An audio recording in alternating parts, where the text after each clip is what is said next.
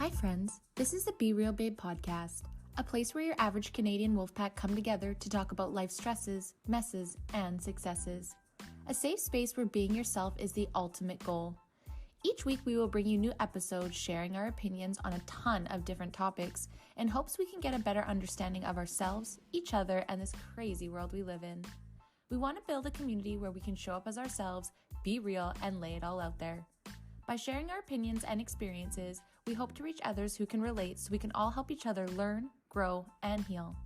But please keep in mind, as a disclaimer, none of us here are professionals, no one is giving any advice. We are strictly speaking of our life experiences, our opinions, and for entertainment purposes only. Now, with that being said, it's time. So grab your drink, grab your joint, and let's jump right in. Welcome everyone. Welcome to the Be Real Babe podcast. If this is your first time here, thank you so much for stopping by the show today. We hope that you have a good time. And if you're a returning listener, watcher, supporter, thank you guys so much from the bottom of our hearts for coming back time and time again. For those that don't know me, my name is Brandy and I'm the host of the show. And today you guys we're on episode 151, Being Real with Kalika. You guys, I'm so excited to get into this episode. I just want to preface though, because I might upset a lot of people by this one, and I want to say that I'm sorry, but I'm not. So today we're going to be talking about MLMs, and we're going to be sharing the dark side and all of the things that we find that are a little bit predatory, a little bit flag raising, and just some stuff that we have experienced and what we're concerned about. And the only reason why we want to talk about this, and also just in theme of our entire show, is informed consent. And from listening to stories upon stories, because this was the first rabbit hole I fell down on YouTube, was the anti-MLM community, I really started to see how I was personally manipulated, hurt, and abused by this model and individuals. And I'm not saying that's everyone by any means. So before you get into this episode, I want to make sure that you are understanding that we're coming from a place of love and we want everyone to have informed consent. If you are doing great, you don't feel like you're a loser or you're failing, and you're really happy and you feel deep down this is really for you and it's aligned, then I'm truly happy for you. But we need to acknowledge that there's a whole other side and a bunch of women, plethora of women that are being hurt financially, physically, mentally, spiritually, literally in a bunch of different ways. And if those that are pro cannot acknowledge that, that's a problem. That's where we start to bring things up in the comparison, like being like cults. We don't like the government, not taking accountability. This is a space where there's no one to really hold anybody accountable. And myself personally and plenty of others have been hurt by this. So before we jump in the show, there's two things that I want to bring up. One, I've never dedicated an episode before, but this one is going to be dedicated to my friend Hillary, I love you. I'm so glad that anti-MLM content brought us together and is like the foundation of our friendship over the last decade. And I hope you are proud of me for finally having the balls to do one of these shows. Now, this is something I've felt for a long time, you guys, and I just feel like this is the first time I can truly feel safe enough to speak honestly about it. And that's also because of the guest that I have today with me, making me feel super safe in doing so, as she has experienced this firsthand for many years. So before we get into that, I'm so excited. So again, Hill, love you. Thank you for always being there and listening to me as I went through this whole, and I hope that you're proud of this episode. Secondly, guys, if you're watching this on Rumble or YouTube, make sure that you are subscribing, turning on notifications, comment for engagement if you can. If you're listening to Spotify or Apple, you can also follow us there, get the notifications, and you can leave a little star review. I've seen you guys put in there. I think we've got like 17 5-stars on Apple. I'm so grateful, you guys. I think there's like 6 on Spotify. So just take a second, if you have right now, go and hit those stars. Or, if you have something you want to complain about, shoot us a message on social media, or if there's an episode you want to hear, or if you want to be a part of the show. Hey, maybe you have a different opinion on this. We already did a positive MLM one. So maybe you have some stuff, or maybe you're also anti-MLM and you want to come on and share your opinions. Either way, we really hope that you can kind of just sit back for a second, open your mind, and really listen to what we have to say. As always, guys, you can find us on social media, on Instagram, Facebook, and Pinterest at the Be Real Babe podcast. But I'm going to shut up because, y'all, these next 2 hours are just fire. So please, again, just open mind and know that we're coming from a place of informed consent. And if you feel informed and you feel aligned, then baby girl, keep fucking doing you. But there's a big number of women out there that are getting hurt and feeling like they're losers, all because of the way this model is set up. And we ain't here for it. Okay, so let's get to the show. All right, babes, it's time to get on to the show. And today with me in studio, I have a very special guest joining us from all the way from the Americas. I'd like to welcome Kalika to the studio. Hey, babe, how's it going? Hey, it's so good. Thanks for having me. I'm so excited. I'm so excited. I actually was going to go back and I think it's been like 5 years of online girl crushing, and since Go Team Academy, I think Yeah. it has been. Yeah, I was gonna so great. actually ask you because Yes. um I just remembered that that's where we met, and I was Yep. like, what were you doing in that course? Because I know what I was doing Yes. in that course. Yes, I know, right? I thought it was honestly like I have opinions now of said individuals, but it was a very transformative course for me. It was the first like self-help course that I ever did. And it actually the recording and the videos we had to do made me comfortable enough to actually launch this podcast and actually move out of Grand Prairie, Alberta to Kelowna, our dream city, get my dream job. Like Oh, I it love really that. opened, it really opened, and all the friendships, like the friendships I still have to this day from just girls that would be cheering you on in the group. So I Mm-hmm. think the premise of that and the whole thing was amazing. The follow up, not so great from what I heard, but the idea behind it and the sisterhood, quote unquote, that we all look for was definitely there and continues to this Yeah, day. But that's yeah, great. transformative. How was it for you? You feel the It was same? really, I mean, it was really good for me. I was deep in taking a lot of courses like that at the Fair. time, I think. Fair. So it was like, yes, I got something, but a lot of that's like manufactured, Cut and like, paste. Yeah, I know. you know. After I was Um, like, yeah. that I just got there, but No, what I got out of totally. it was great, right? But being aware for the next time, like, Yeah. don't go broke Yeah. doing these self-help courses, which we'll talk about more as we go on, because I know that that was Mm-hmm. something you mentioned, and I was like, yes, we need to talk about this. But yeah, it was amazing that I think all of us kind of were just maybe at that point of developing an online presence and trying to figure out what that was. And Yeah. it was a really great avenue and a safe space to go and do that and push yourself out of those boundaries because everybody else was, and it just felt it's very safe. And like, yeah, I've definitely taken, I actually have the certificate, I think right over here. I still kind of giggle about it because I'm such a different person. Yeah, definitely. So, before we kind of get into talking about MLMs and your experience and what you do now, can you give us a little bit about yourself, what you're doing now, where you're at, what you Yeah, like, what you love? definitely. Yeah, so I am 33 years old right now. I live in Boulder, Colorado. I'm originally Ooh, from California, from the Bay Area, outside of San Francisco. So that's where I was born and raised. And right now, last year, I started a private event bartending company. So that's kind of the main thing that I'm focused on right now. I've been a bartender forever, probably over a decade already. So it's been a long enough time in the industry, and just ready to kind of do it for myself. We found like a niche here where people are having private events, especially after COVID, mhm. um, and there's not really a service for that here. So we were like, let's go do this for ourselves. Let's Let's do build that. our own thing. Um, Nice. yeah, it's been fun. Our thing is bringing a premium craft bar to private events, and because we were just kind of underwhelmed by like the bars at weddings and stuff. They're just Oh, sometimes nothing yes. to like write home about, and we're like, we could No, do this way better. So yes. that's what we kind of set out to do. So Love it's that. called Team Blessed Bartending, and it is yeah, just mostly based in Colorado. I mean, we travel a bit, but it's kind of hard to take that too Yeah. far, too far Yeah. from home. And then aside from that, I still bartend a couple days a week downtown in Boulder on busy event days at the bar that I used to be full time at. And I recently started a YouTube channel.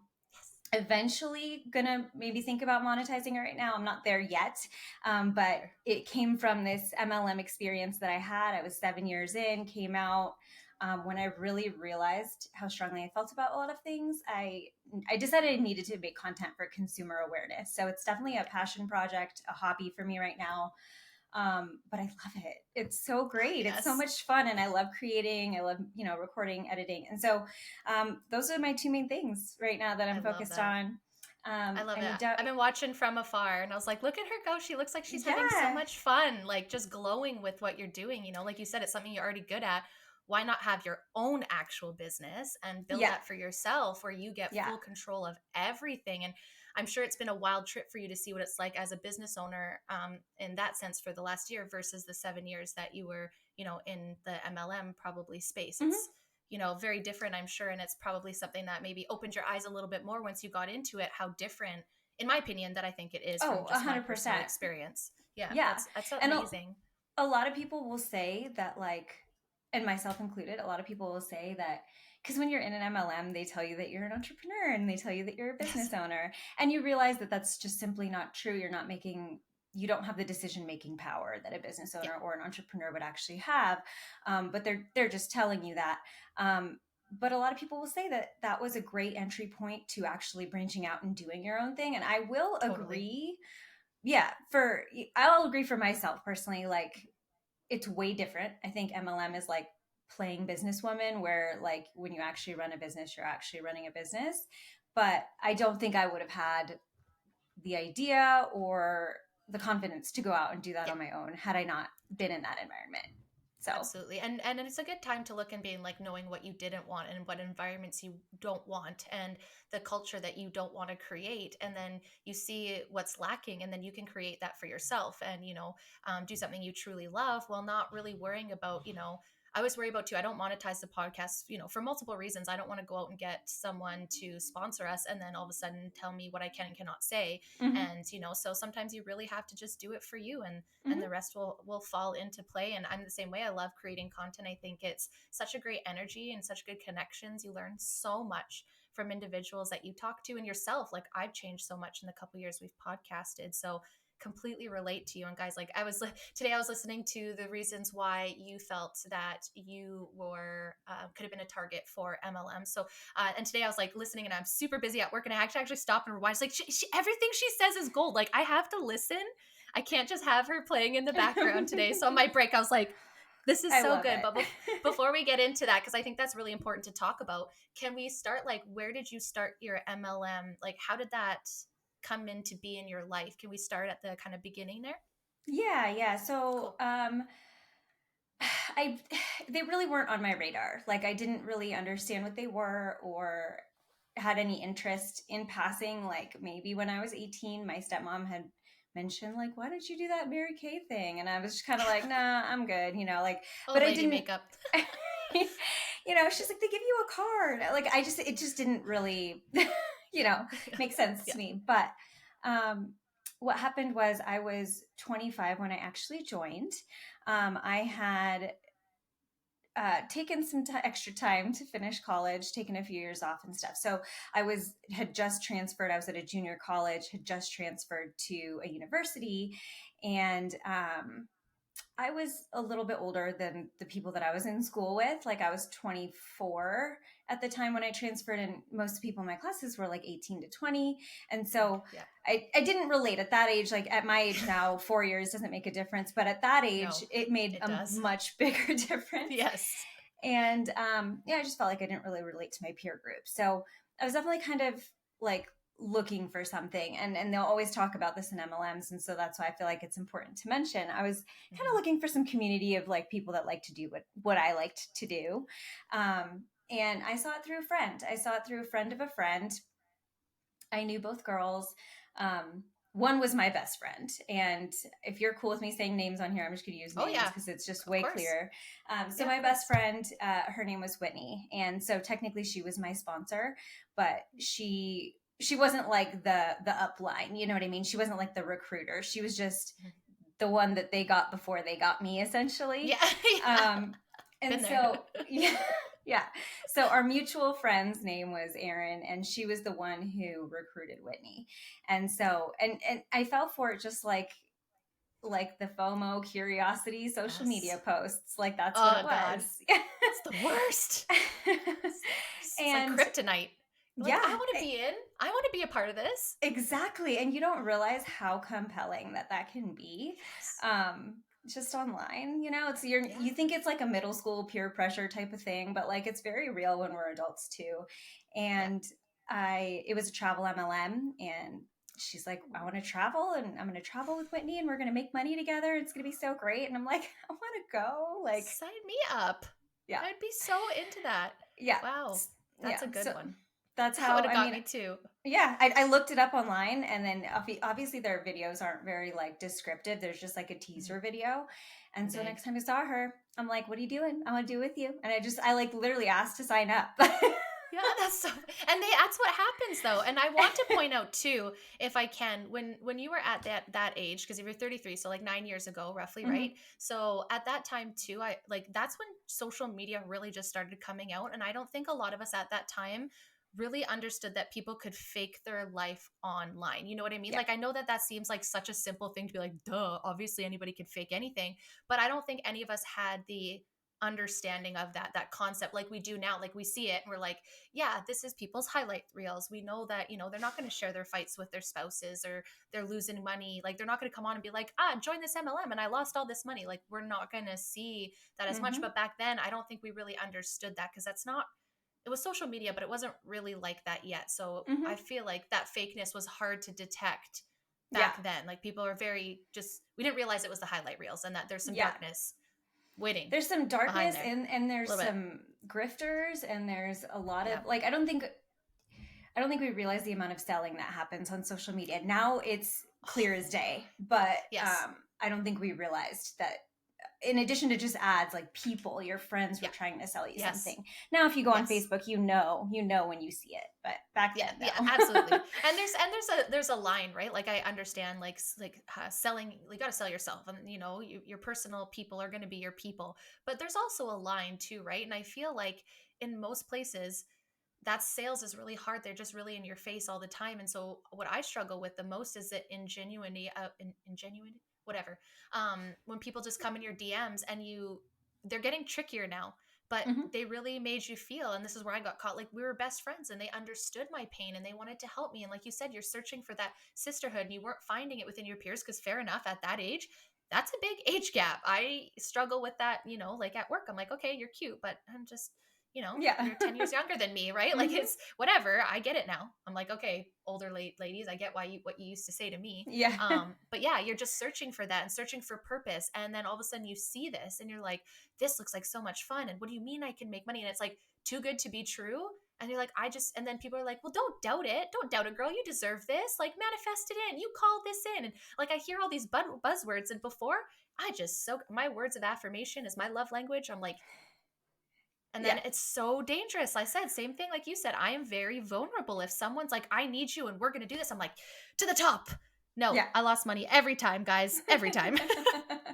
Every time. Yeah, exactly. And I apparently that was literally, me. My own fault, right? So they oh yeah, say. it's all your fault. It's always your fault. Mhm. You didn't work Mhm. hard enough. Yes. And you're right. I don't want to do this. And I'm glad I didn't work hard enough, because I don't want to work.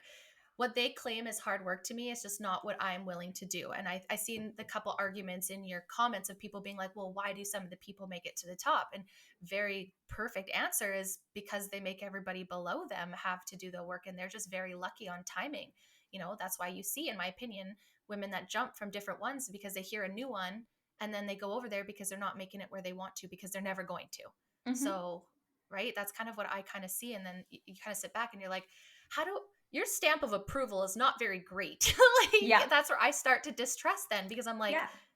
is this the best company, or is the next one the best company, or is this one like, or if they have multiple, I'm like, well, which supplement one do I take then?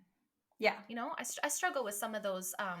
So anyway, so you got into it, you're in school and your friend, you're having FOMO, you're traveling. And then how's that Yeah. going? Is it good? You're making bank, or you're like, what the fuck?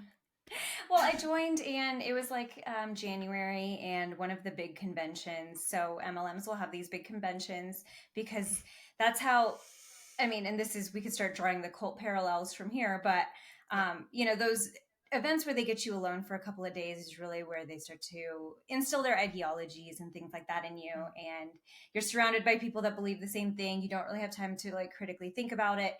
And so just like a cult, like they'll tell you, you need to get to the next big event. You need to get Yeah. to the next big event. So as soon as you sign up, like, even though I technically just signed up at the beginning to travel with my best friend, and sure, if I could make some money on the side, why not? But I wasn't at that point signing up for an income opportunity. But they're very quickly getting you to, well, if you want to take this seriously, you should get to the next event. So it was 3 weeks away, and so they wasted no time in Oh. trying to talk me into going to, where was it? I tried to remember.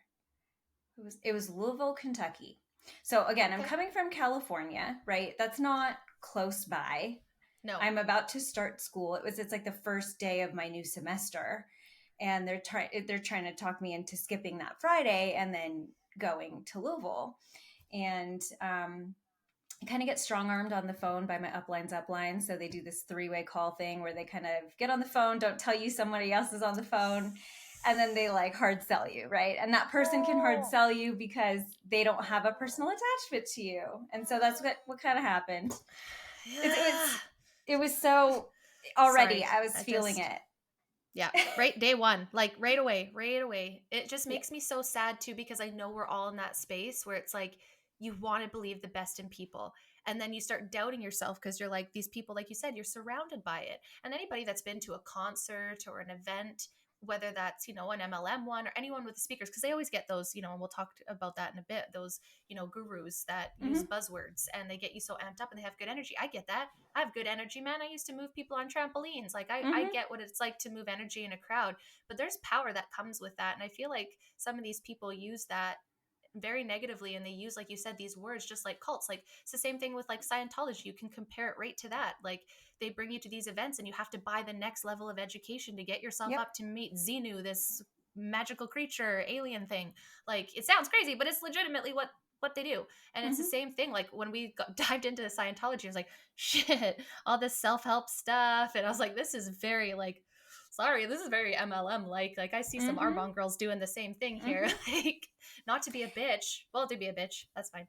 I'm fine. It was a huge awakening for me too, because I loved the self-help stuff. I studied the brain in college. So I ate it up. I mean, and it still is like really, it does make you feel good. But like the thing to understand there is beyond that, it doesn't really do much besides make you feel good in the moment. So the motivation you get in the moment is great. And the basic personal development skills that you learn are great. Like, sure, learn how to talk to people and learn how to sell yourself and, and fix your toxicness, if you have any toxic traits. But beyond that, there's not really too much substance. But when I was in, I ate it up. I went to every single conference. They sold me on going, and I'm a very, they like to call it like personality colors green, but I'm like a logical, analytical type of person. They make you do these personality tests. And so they spoke to that. They were like, well, if you really want to make money with this, even if you don't yet, you might eventually. So why not get to training to figure out how to do it, And that's a logical argument, but you don't really realize all the stuff that's going into those events that is really brainwashing you, and it isn't really training you on anything. And so it's surface level. It's like a Band-Aid almost, right? It's not really healing the wound. It's not really telling you to do the shadow work. It's toxic positivity in a sense where it's like, you can't just say affirmations and meditate and everything's going to be kosher, y'all. Like it's a very like, a very, three-dimensional. There's lots of pieces to healing, and you get, it's like a dopamine hit because you just get that energy and it just brings you back. And that's where they probably get you, where that energy, you hear those words and immediately your brain is programmed to bring those endorphins in when you were alive in that moment. Like they're saying those buzzwords like Rachel Hollis. Oh gosh. I've had beef with her long before all this came out, but she was one of those people where I'm just like, you are touting all of this, but you don't know what you're talking about. But so many people are like, she's amazing. I'm like, y'all, she's a fraud. Like, not to be that way. Sorry, don't sue me. But like, my opinion, personal opinion, right? They were selling marriage stuff while they were divorced. Like, what? Yeah, and that's a common theme. For it. Yep. And all those gurus that, I mean, there's a few, and I think it was Nicole Arbour because I loved her, and that's why I was following her, and that's why I got into Go Team Academy. But she talked about like Jay Shetty and how he was plagiarizing a lot of information and stuff like that. And then you start to realize that as social media came out and like content copyrights and things like that didn't really exist, or there weren't laws around it, a lot of these people are just parroting around the same self-help quotes. They're very surface level. They're very just platitudes that make you feel good, but they're out of context, and you don't really realize how out of touch they are too, because they don't take anything into consideration that like is socioeconomic status or hardship or disability or anything like that. And you don't, and on top of that, they're very whitewashed. I would say those phrases are really only going to serve a white male. Yeah, right. Yeah. Because everybody else has more cards stacked against them than just work hard and Than you'll see just some work harder. results. Yeah. Yeah. You know, and It's exhausting, right? Like it's just putting up these standards that they don't and nobody can achieve, like right. even at all, at any point, I don't think, right? And it's just like it's almost like that's its intention, is to always make you feel no matter where you are, you could be rich, you could have the most people on your downline, you could have the best thing, but it's still never going to be enough, because how on earth would they keep you hooked to it? Right? Mm-hmm. Like if you had a satisfactory level that once you hit there, that was great. If they didn't like dangle the carrot to be like, "Okay, come on, come up higher," like, Mm-hmm. you know, what, I could just see them like, I don't know, it's just a selfish greed thing. I think people just keep wanting to go higher and higher in that sense, and don't get kind of blinded by what they're doing, because they're just like, I'm being so successful and this is success. But it's like, Yep. that's what upset me, is all the women that I hear that are anti MLM that have come out and been like, but these are all the things that happen, and especially the girls exposing it. I don't think a lot of people fully know what goes on in like those private calls and stuff like Mm-hmm. that.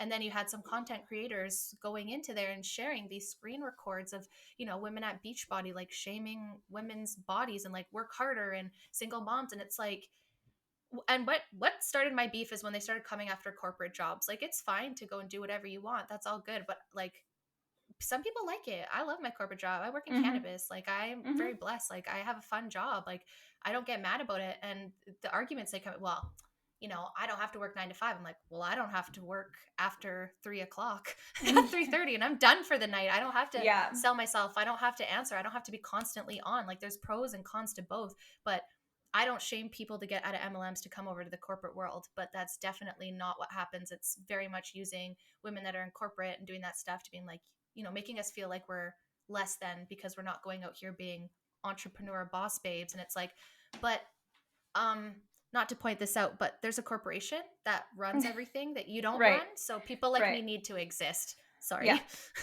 Yeah. And you don't even realize that they're planting those ideas. Like these are some of the ideas that are planted in you at training. So you think that you're going for business training, but what they're really doing is telling you to put your 9 to 5 job on the back burner and this, go all in on this. And that's what you do on the side, you know? And that idea would never exist in your brain before they put it there, you know? Yeah, or the same thing totally. about you want to climb the pyramid and be at the top. Like I said, I signed up not to make a bunch of money. I signed up to go on vacation with my best friend, and cool, if I could make some money, awesome. But then if you go to training, then you realize that they're talking about, well, if the real way to make money here is you got to recruit, and you got to recruit big, and you got to recruit hundreds of people. And suddenly they're planting this idea in you that you want to be at the top and you want to be on stage. Like there's this whole obsession with being on stage and MLMs and being a trainer.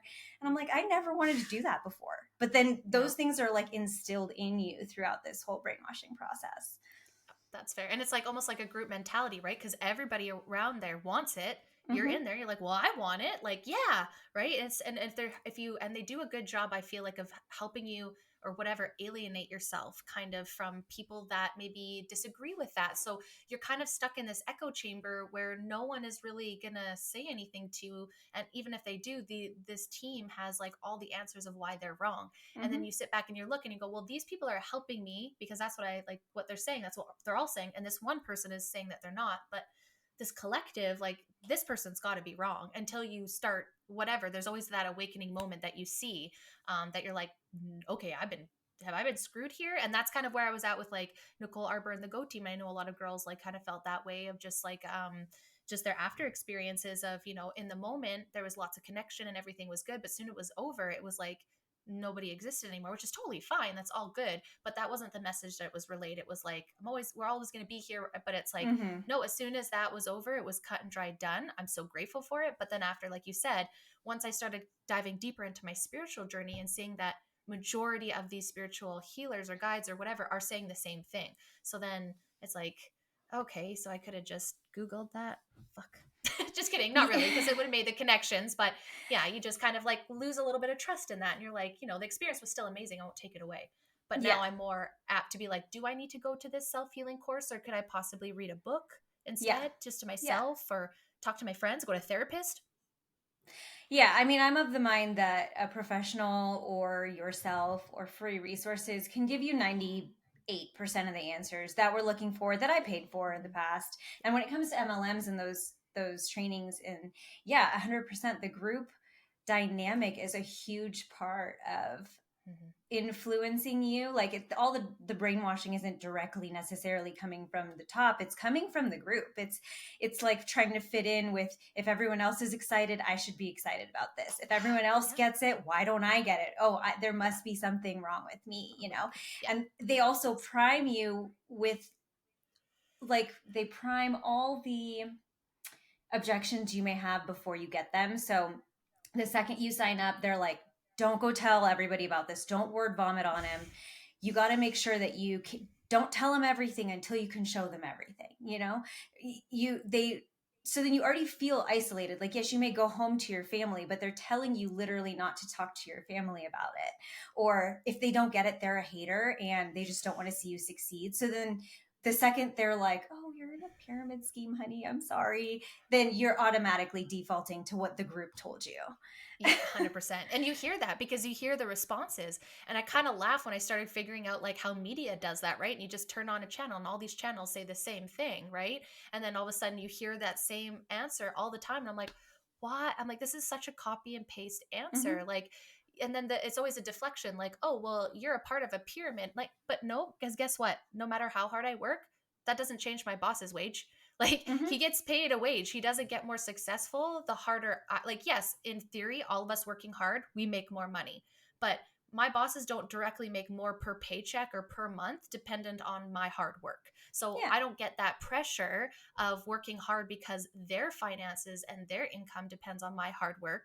Is the whole company depends on me doing a good job. So we all make money, myself Mm-hmm. included. So I Yeah. always kind of giggled at that. I'm like, yeah, but it doesn't get funneled up. Like, we all know what our set salaries are. And like, yeah, it sucks. I can't make more money because I have a salary, but I also have a salary. So I know I will also be getting the same paycheck every 2 weeks. I don't have to stress if I've had an off week or something happens. I'm still getting paid the same. I didn't have to sell myself out there. And Mm-hmm. so I always kind of giggle at the same, like you said, they're already priming you with that. And you Mm-hmm. don't realize that. And I think so many women I've heard say, I didn't want to be in this for the business. I just liked the product. I just wanted to get it cheap. I wanted to have a sisterhood. I felt alone, like I find a lot of women are army wives that are in the States and they're very alone and they move because they move around. I think you mentioned this.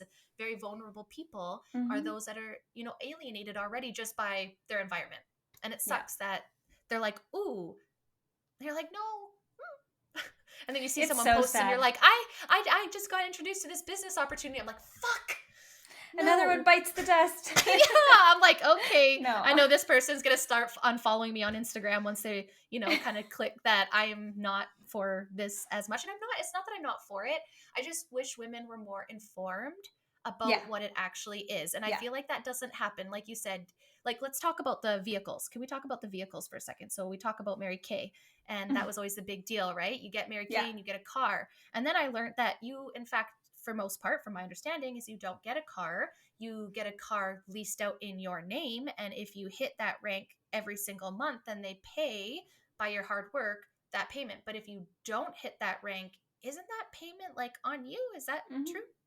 Now, I don't specifically Mary Kay. I don't know. I think Mary Kay is like the exception. Probably. But because they've been around forever, and I think their car program is structured a little bit differently. But at least the one that I was in the travel company was called World Ventures. It no longer exists anymore. There are a couple offshoots of it because it went bankrupt. And as these do, they just spawn new pyramid schemes. So these top reps just go on to start their own companies. So the way Dream Trips worked was it was a car bonus. And yes, exactly right. So when you hit a certain rank, they say you qualify to go get this car. You have to get it in a specific color, and I think for our company it was silver or whatever. But they have specifications about what color it should be, whether you put like decals on it or whatever, to represent your company. So this is more advertising for them. You're putting it on a vehicle that you're leasing, but this is more advertising for them. And yeah, they're running your credit. You're putting down whatever payment, or the lease is in your name. And if you continue to hit that rank, they'll be like, oh, we'll give you, depending on what tier you're at or whatever, they'll give you a $500 car bonus or an $800 car bonus. But, the thing is, in MLMs, most people are not making that much money. And even if you are making that much money, it's 1099 income. So it doesn't look as stable when you go in for a lease. as it would as if you had a salary, right? So people don't necessarily generally get the best interest rates on these. Usually people are stretching their means to even get the car in the first place. And so they're stretching their means. Usually their payment will exceed that car payment anyway. So like say you're getting the $500 car bonus, your payment might be $600. So you're still covering that extra whatever. And insurance, gas, like yep, all of it. And then all of that. If you lose your rank, you're not going to get that check for the month. So then that 5, 6, however many dollar payment is on you. And so 100% that car is in your name. They're just saying, congratulations, you hit a rank and now you can go buy this car and put our logo on it, essentially. Yes. But the point of it is to make the lifestyle look good. That's all the MLMs are really selling. They're selling a lifestyle and they're collecting people. They're selling an unattainable dream for most people. And that's why that's why it's so problematic. What they're selling 100%. Most people is not what is attainable for most people. And the car is not a company car. They're not paying for it. I mean, if you have a company car, you realize the company pays for everything. Literally everything. Gas, insurance, payments, maintenance, everything. That's why it's like I struggle, and this is my biggest argument. It's like, and I get really sad because as soon as I see someone saying, oh, I got a car, in my heart I'm like, I bet you I fully understand what that must feel like to want to hit that, especially in that space. Like I completely empathize with that person and working so hard to get to that. But the problem is, like you said, it's like not attainable. It's like when people do crazy fad diets, it's like most of the time that's not sustainable, but people just get so like, I heard someone call it the microwave generation, where it's like everything is like instant. And, so it's like, I can understand like wanting to get that as soon as possible. And like you said, selling that on the lifestyle to bring more people in. Cause if they're like, oh, she can do it and she can get a car, then I can do it. And that's what she's telling you. You can do this too if you just join me. And it just like, but it's just a hook. And then like, that's what's for me. It was like, I thought this girl was like going to be my best friend. Maybe silly. It was online, but we clicked so well. We are texting, we are phone calling. It was about, it was HempWorks, the CBD one. And so obviously being in Canada and they were legalizing it, they were like, no, you're not doing this in Canada anymore, because they were about to legalize all of cannabis. So it didn't make sense. Like that now is like import laws massively, which soon is going to hopefully be retracted. So we'll be able to import to the States. But anyways, immediate cutoff, immediate, like no return to text, no nothing. I'm like, what should I do? Nothing. And it's actually funny. They actually revived the group not that long ago of the like leaders of it. They're like, we're still here. We're working through legislation. Like, how's everybody doing? And I'm like, that was like 5 years ago. What are you doing? Like, let it go. But yeah, like the whole company or just like her team? Just the team. The whole, I don't think the whole company. I think it must have changed names. I'm not sure. But it was like this rockstar group. And I think it did. I just kind of forgot about it, to be honest. And it popped up the other day and I was like, holy fuck, I forgot I was even in this group. And I kind of looked at it and I was like, it's all the same stuff. I was like, I got to get out of here. I got to get out. This is making me, but she like sent me a card. She sent me like best friend necklaces. And I was just like, at the time looking for a friend. And she totally got me. And I like, it wasn't like it was crazy amount of money. And it never was really about the money. It was more like, I thought that I had a good friend and we were going to do something and we were going to help heal people with CBD. And I just felt so stupid, and I think that's what a lot of women probably can relate to when it comes to that, and why so many people are sour. It's because we've had that. And if the people that are in it right now aren't going to acknowledge that and the extreme and just gaslight everyone, that's my fucking problem. Just because it's not your experience or you don't want to admit it, that's your experience, that doesn't mean it didn't happen to other women. So this coming after people speaking out about their experiences, I'm just not for it. And I don't think it's fair. And I'm sure you get some comments, but I would imagine you probably get more comments that are for what you're doing. I've actually, I've gotten mostly positive feedback. I was a little nervous to start speaking out, honestly, because obviously there's some pushback. And of course now, like I've been out for probably about a year now, or coming up on a year officially, but I have a lot more confidence behind this since I've been creating content. But before I started speaking out, I was so scared to do it because the way MLMers come after you. And that in itself is a red flag. Like if someone like the bar that I work at, if someone's like, I hate that place, I'd be like, okay, cool. You know what I mean? Like, I don't care. You can hate, you can hate my, like that business. Sure. But because their identity is so attached to the whole industry, MLMers will come after you. And I know. I have to always like preface that I like every time. And that's why I said I didn't I wanted to have someone on like you that actually lived and breathed it, and is creating content now. And like I said, guys, what was your channel's name again? Love Oh yeah, I forgot to to plug mention. that. It's just my full name. So Kalika Okay. Kanitkar, yeah, on YouTube and on Instagram. Those are like where I'm mostly active, and I'll post some anti-MLM stuff on my Instagram stories. But mostly on my YouTube is where I'm like really trying to concentrate it. My Instagram is more like personal. But yeah, that's my username across all my social media. That's perfect. Yeah. So like I want you guys to go and listen because again, it's very well done, very well edited stuff, not like me that I just let everything go and I don't edit everything. It's very like important, good. Like I said, I was like listening, I was like, damn, I need to listen to what she said. Like it's so good because you've lived it, you've breathed it, you've been out of it. And I think that that's how you heal in a sense too from it, is speaking out. And once you have that power, it no longer has the power. Mm-hmm. And it's different for everybody in their journey when they decide to speak out. Everyone has a different awakening from being rocked by like the medical industry or, school, any Mm-hmm. sort of like systematic thing. Everybody kind of has their own moment where they're like, nothing is what I think it is. What the fuck?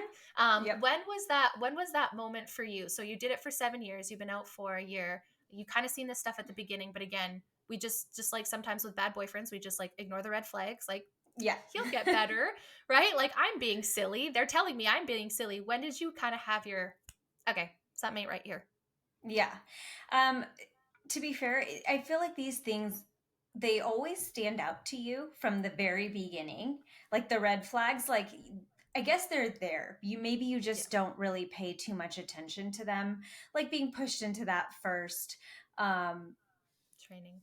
first training call, or like when they started bringing up religion at these business conferences, or when they start saying go do something super like uncomfortable that like in the name of growth and pushing yourself out of your comfort zone, like go reach out to people and pitch them, or like just very like, and I'm an introvert, I don't, Same. I don't like just go put myself out there in social situations. So again, it was like, well, you got to do that if you want to be successful. But I'm like, some things just don't sit right with me, and I crossed a boundary with myself. They're nothing crazy, but like those would Yeah. be like little things, and I wouldn't necessarily ignore them, but you start to collect them kind of like in the back of your mind, Yeah. Little the company. pins. Hmm. You're like, Exactly. okay, hold on. Hold on. Hold on, I have like 500 pins back there. Yeah. What's going Yeah. on? What's going on in my back? Like, I gotta see the chiropractor. What's going on?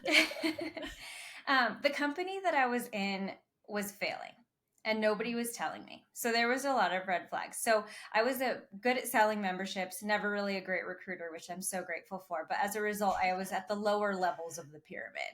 And so they control the way information flows down. So I didn't really get the full picture of what was going on. The company had so many issues, like they had trouble paying their reps, trouble paying their vendors, lots of different lawsuits for people leaving, like all sorts of stuff that they just cover up. Yeah. And they're bleeding money. They're spending way more money. It was mismanaged. And this was prior to COVID. And then you take a travel company into COVID and it was literally just going under. Done. Yeah. Yeah. But they were not telling the front line, because the only reason MLMs can continue to grow is if there's new recruits coming in at the bottom. So they can't let any problems hit the front line. So things were like not adding up for sure. Like I was working my butt off. This is how I started getting into paying for training, paying for courses, paying for coaching, because I bought the idea that I just have to work harder. And if I'm not getting the results, I need to work harder. So I was just getting more and more brainwashed. And then this company literally fell apart. They just said, oh, you're merging with Secret Direct, who spells skincare, and World Ventures is filing Chapter 11 bankruptcy. And then suddenly there's lawsuits between the top leaders, and there's reboots of dream trips, and all these things are happening. And so all of that put a really bad taste in my mouth. But I still believed. I still believed in the industry. I just thought, I was at that phase of, yeah, some network marketers suck. Yeah, some companies suck. But because this is my own business, I can do it different. I can do it better, or maybe I'm not in the right place. So I set out to like find another company, or like I didn't jump right into something, but I set out to like, I still believed in the opportunity. So I was like phased out, but I wasn't completely out. So I was still still paying my memberships, still making monthly purchases to stay active, whatever. Yeah. And now I'm in a skincare company. So I'm like trying to navigate what that is, right? During a Yeah. pandemic. I studied psychology. I studied cognitive science in school. So That's I've cool. always passionate about mental health and making mental health information mainstream for people. Yeah. And so I'm like, Yeah. okay, maybe this is where I branch out and just start creating content about mental health. Yeah. I got recruited by a mental wellness MLM company. It's called Amare Global. If you guys come across it, it's No. awful. Yeah. Okay. So that is fantastic news. I mean, it's not. I'm so sorry. Okay, I'm so fucking glad you said it was Amar Global. I have such beef. Okay, so I found them obviously after because I've been an NTM, not because I called anti-vax and anti-mandate for so long. I truly don't love that, but when it comes to this, I am, because I don't think in any situation this model and this structure is good for anybody. I think network marketing and having people do their own thing and work for a company, I think that's great. Salesmen, I think that's great. This pyramid model, it doesn't work, and it has trapped a lot of people in our country because, I mean, you guys are suffering too, but we're run by a clown. Um, and unfortunately, inflation's so bad and everyone is being forced. People are getting laid off left, right, and center. And these people are taking advantage of that, and they're fearing them that, and they're telling them that they need to do this to be sovereign, and that they don't have to worry about government control, because there's freedom in these companies. And it upsets me so much because some of them, and this is a story I don't know if I've shared, but I actually had a girl from Arbonne tell me, so I have infertility, I can't have babies, and I actually had a girl from Arbonne tell me that if I just take some of the greens, that should Stop. reverse my infertility. Yeah. And I was like, because of who I am now and how this has been a long time I've known about this, it was like it rolled off my shoulders a lot easier. But right there is when I was like, okay, I'm done being nice about this, because like you said, I don't believe people that say this stuff mean that. I believe that they're truly brainwashed to try every single angle, and they're believing that by saying that they're actually helping, Mm-hmm. and they're not. And Mm-hmm. so anyways, this Amar Global, same thing. I'm seeing a lot of people be like using buzzwords like gut brain axis and your second brain, and like all of those things may be true, but just taking a juice, just from someone that's been in the fitness industry too and through my own journeys, that there's no fucking way in hell that is curing your anxiety and your depression. It Mm-hmm. might give you a temporary woohoo, but I would like to really see the science behind that. So like, I'm glad. Anyways, so you Yeah. came into that one, and how is that? Sorry, I never really sidetracked. built it. I just kind of like, again, I was posting content and hashtagging mental wellness coach before I heard about the mental wellness company, and also realized how crazy the coaching industry is. And I'm like, I don't even want to call myself a coach anymore because it's so wild, and we'll get into It's that been later. taken. Yeah. Yeah, it's been taken, Um, hijacked. but yeah, I got like recruited, and I told her my story. I'm like, I believe in the industry, but I'm in this company, and I just have a bad taste in my mouth. And, she was very supportive, and we probably stayed connected on social media for like a year. And then again, I did the same thing where I was like, oh, I think I might be ready or whatever. But then I wanted to first try the products, and then I did. And then they got me in on oh, we'll waive the rep fee if you want to just join to be the rep, and then I like started getting into more of like the businessy training, but I never shared it because I got into the point where I already had a bad taste in my mouth. I started getting on some of their mastermind calls, and they're just talking about, okay, so Amari Global, they sell supplements for adults and children, which don't even get me started about the fact that they sell children's supplements. Yeah, and they're not the only company, but they basically say that they have nootropic, and it's just like, I don't care if it helps or not. Your kids don't need medication. They're just being kids. Like they're just being kids. They don't need Yes. medication yet. And that's the reason that so many things aren't diagnosed when they're children, even ADHD. I don't care. People jump to conclusions and I about agree. ADHD all the time. So I don't care if you're giving them a medicine or if you're giving them a happy juice, Supplement. but Yeah. like either way, like I think people jump to conclusions about that. And the medical claims are crazy with this company, from saying that they can cure your anxiety, your depression, your stress, your bad mood, all these things. And again, I Your studied the sex brain. Like, drive. oh yeah, that's the new thing. All these companies are getting into like hormonal stuff right now, and I'm like, Yep. Um, but yeah, because it's crazy. trending, right? Yeah, It's trending. Like people yeah, are having problems with their hormones, infertility is at a high rate, sterilization. Like there's a lot of men that are becoming sterile. It's like they jump on whatever the biggest problem is and offer this solution with absolutely nothing being backed up yeah. to support that thing. It's like, oh really? I just have to take this and then I'll have my sex drive back. It's not because my hormones are crashed from being depleted from them for being on birth control for 15 years. I just have to take this. Like it just Yeah, upsets me because I was like, if my problems had that easy of a solution, right. I would fucking hope that I would have figured that out by now at 37 years old. Like, come on. Yeah. Anyways, sorry. Continue. No, you're fine. But I just started getting on these calls and hearing like women who were like foster moms saying that like the products were calming the kids down. I'm like, this is just weird. I didn't really resonate. And I was like, I'm not sharing this, like, because they were basically trying to pitch me like, hey, if you're already creating mental wellness content and you're already coaching people on this stuff, maybe just offer this in. And at first, like, that's kind of like how I thought. I was like, if I can get behind supplements that I can actually get behind, I wouldn't mind suggesting them to people. Totally. But yeah, it's problematic. All of their supplements are proprietary blends. And so the thing about proprietary blends is you don't know how much of what is in there. And so then they're saying that they're clinically proven. They're usually providing studies on the actual nutrients themselves, but that's not clinically proving that your product in its compilation is doing anything. And so this is across the entire industry. They all I do was gonna this. say, didn't Young Living kind of get in shit too about their like proprietary blends for essential oils, and it's turned out like they were just complete. I mean, that whole thing is like that needs to be a whole episode in itself. Young Oh, Living yeah, yeah. and Gary Young and all that kind of stuff. But Mm-hmm. like, didn't he get busted for that? And then like that's the whole thing about proprietary blends. Like you said, no one can know. And even these women that go to sue to be like, hey, show me your ingredients so I can show that this is why I've reacted. They're like, oh, we can. It's proprietary, it's secret. We can't share that because that's our personal information. And it's like, but but so how are you saying this is safe? Like how are we, like I said, there's no informed consent there and it's Mm-hmm. all buzzwords. And there's this new one out. I think it's called like Tragnat. Maybe it's not a new one. Someone around like, and it's just this other thing where it's like at the bottom it says it's not been tested, not been approved by the Mm-hmm. FDA. Not that I think that FDA means fuck all, but like Right. there's nothing. But yet on the top it's like all these claims and you're like, is no one reading the fine print? How are we Yeah. allowed to say these things? And you're not. I mean, I'm editing. So Secret, I'm editing a video on Secret right now. Then I Yeah. basically take a 1.5 hour training and break it apart. So that's why my video is so freaking long. But Yes.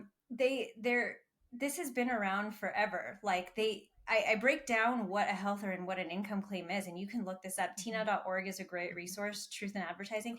But you can break down everything they say. They're really not supposed to say. Like treating and curing anything, of course, but even words like financial freedom, even they're not even supposed to use that word, and Nope. it's so Nope. commonly used. It And is. this goes all the way back to the days of Amway. Like the supplement industry has not been ever regulated, which is why so many companies have jumped to it. Supplements are Yeah. still not regulated. They weren't in 1920, and that's what Carl Renborg, the guy who started Neutralite, did was making just random supplements in his kitchen or whatever warehouse space he could rent and saying that they Yeah. cured basically everything. Like this has been Yeah. happening for 100 years now.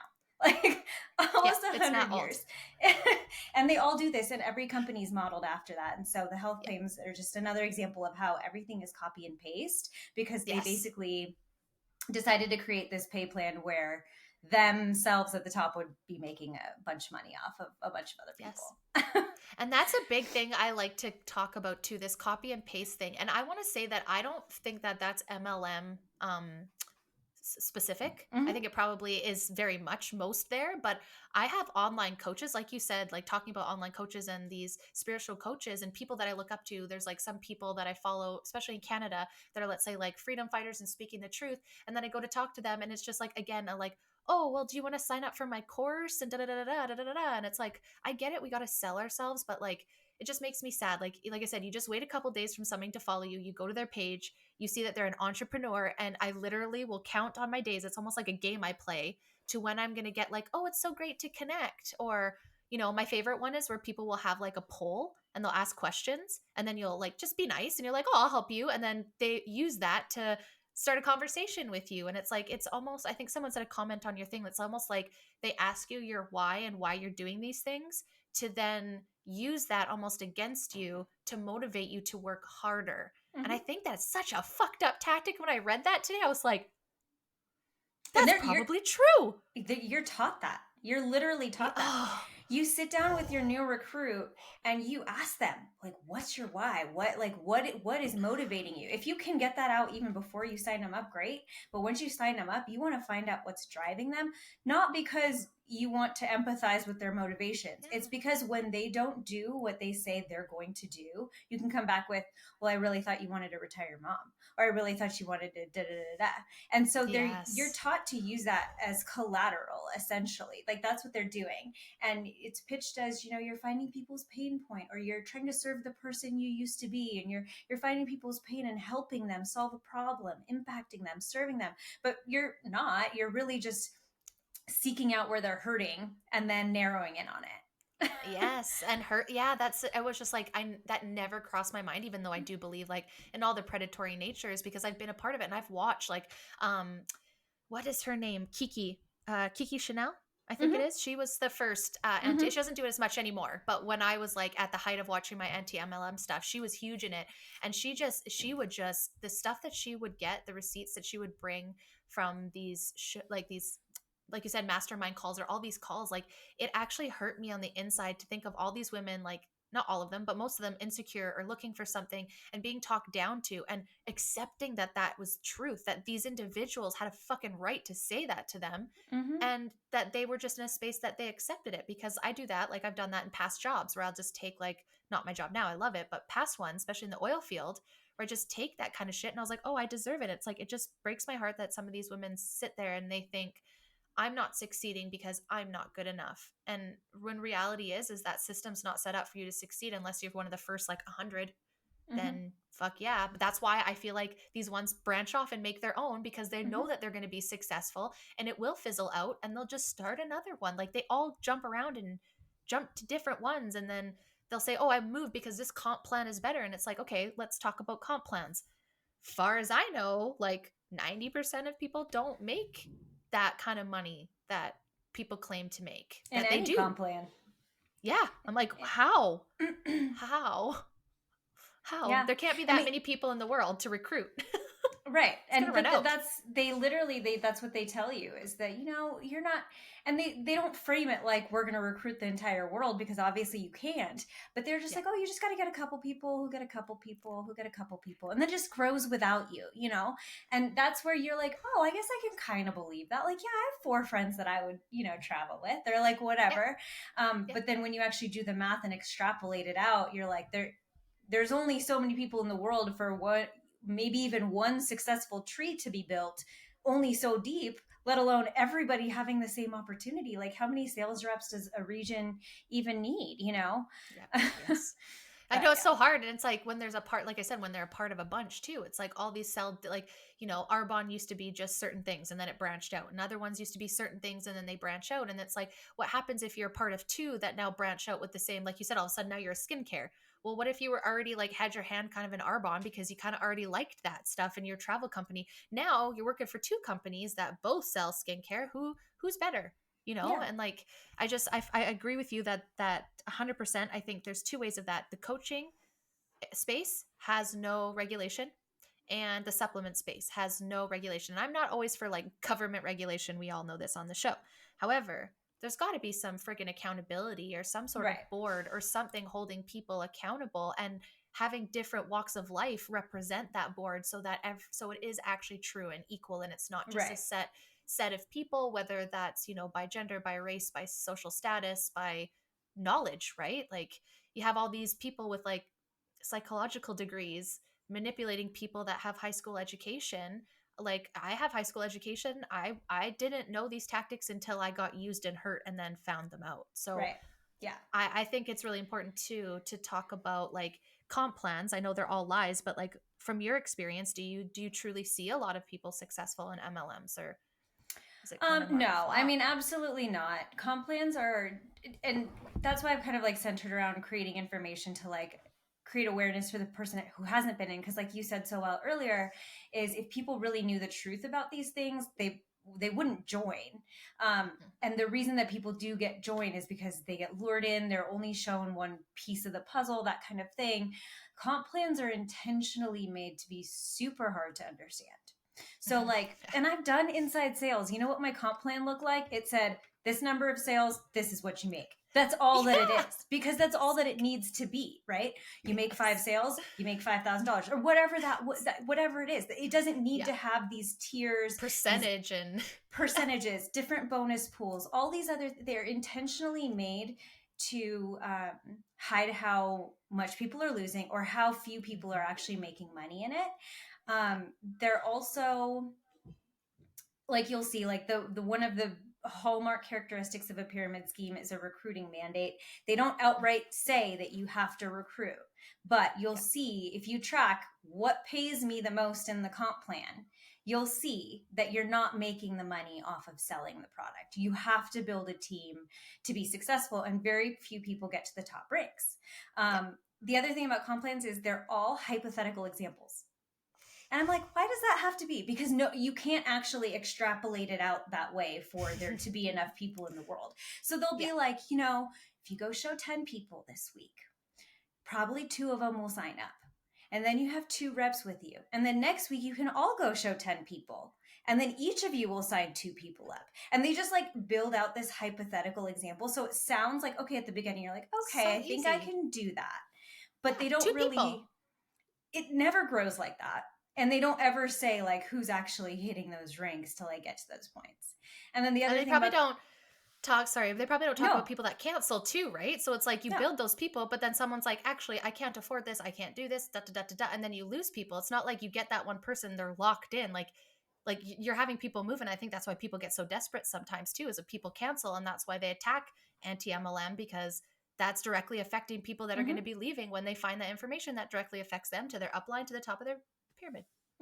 They never account for the attrition, ever. No. Like, they don't count that people are going to leave. And obviously people, I mean, the thing that keeps the system afloat is people paying until they can't pay anymore. Once you're dry, then you quit, and whatever. You're just a number in the system, you know? But they don't account for that attrition. And like, if you look at the income disclosure statement that at least in the US, every company is supposed to be putting this out, they don't necessarily always do. And these are also very obscure. Like, it should just say, this is the rank, this is what you make, but it's never that simple. But even in there, they don't account for the attrition. So the numbers they give you, the numbers where they say only 1% is making any money and 0.05 maybe making like actually a full-time income percent, even that sheet isn't counting all the people that left. So those numbers, even though it's already at a 0.05% that's making a residual income, those numbers are still not accurate, because it's not counting all the people that just joined and left. And so it's even worse than they make it up to be on that. And I kind of have to wonder too, because this was kind of like myself, and we know how girl math goes. It's like, if I have cash and I spend it, it's not really spending it because it wasn't in my bank account, so it didn't really exist, right? So I find for myself, like, now, obviously I've been a business owner a couple times, so you start to like realize when you're starting to look at expenses and the money that you're earning, and you know, compare those things. But I'm not sure that probably happens as much in MLMs, where, you know, it's kind of like gamblers. It's like, okay, you went in and you're like, I won $2,000. You're like, okay, cool. But how much money did you spend to win that $2,000? Did you take that into account? Because if I spent $1,000 to make that $2,000, in my mind, I only made $1,000. But you're saying you made 2,000 because you're trying to, like, whatever, magically word yourself around that you lost, like, you know, that you had to put that in. But what you're telling people is you won 2,000. So people hear that, they don't know that there's an underlying, well, I had to pay 1,000 up front to get there. And I think a lot of women get trapped into liking a product, finding out they can get it cheaper as a rep. Like you said, you get in, like you said, you want to go travel, and then now you have to have a certain amount that you hit to stay at that level to get those discounts. And then I think what happens is that it just keeps paying it. And then I think sometimes when you lose people, I feel like I've seen women get like their husbands under their name to order, so that they, you know, and it just becomes this nasty thing where it's like, if you're not fully paying attention to how much you're spending and how much is coming in, like in a fucking Excel spreadsheet, which I'm sure 90% of people do not do, how can you possibly say that you're making more money? This Mm-hmm. is my question. I'm like, do you do taxes? Do you submit that? Do you have to do that? Like, I'm not entirely sure, but I don't know if people want to do that, but I always get curious if that's It's a part of the little bit of conversation both. there, right? It's Yeah. definitely not part of the conversation. Like, again, this is why Yeah. I say there's no business training at those events, because they don't tell you to do a profit and loss statement. They don't tell you to track your business expenses.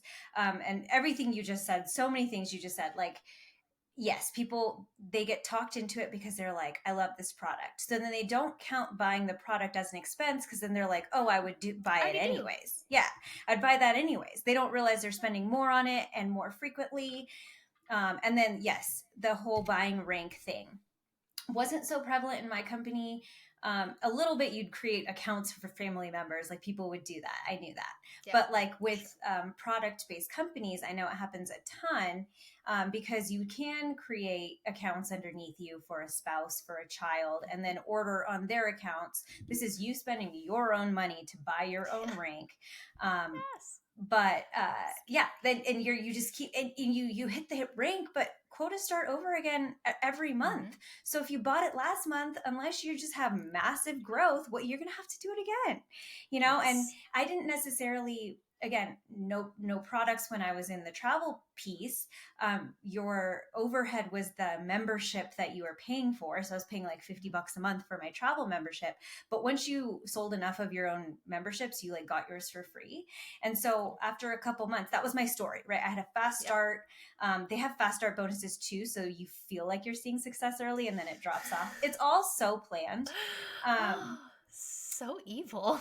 Yeah, It's like, so yeah, you're just like, this is brilliant and evil. They're not brilliant, but like for a bad thing, like they've figured this out over the years. Like they really have dialed with yeah. the trends, like you Mm-hmm. said, the coaching and all that. And they get you. And like, even if It, you're just like, but maybe I'm wrong.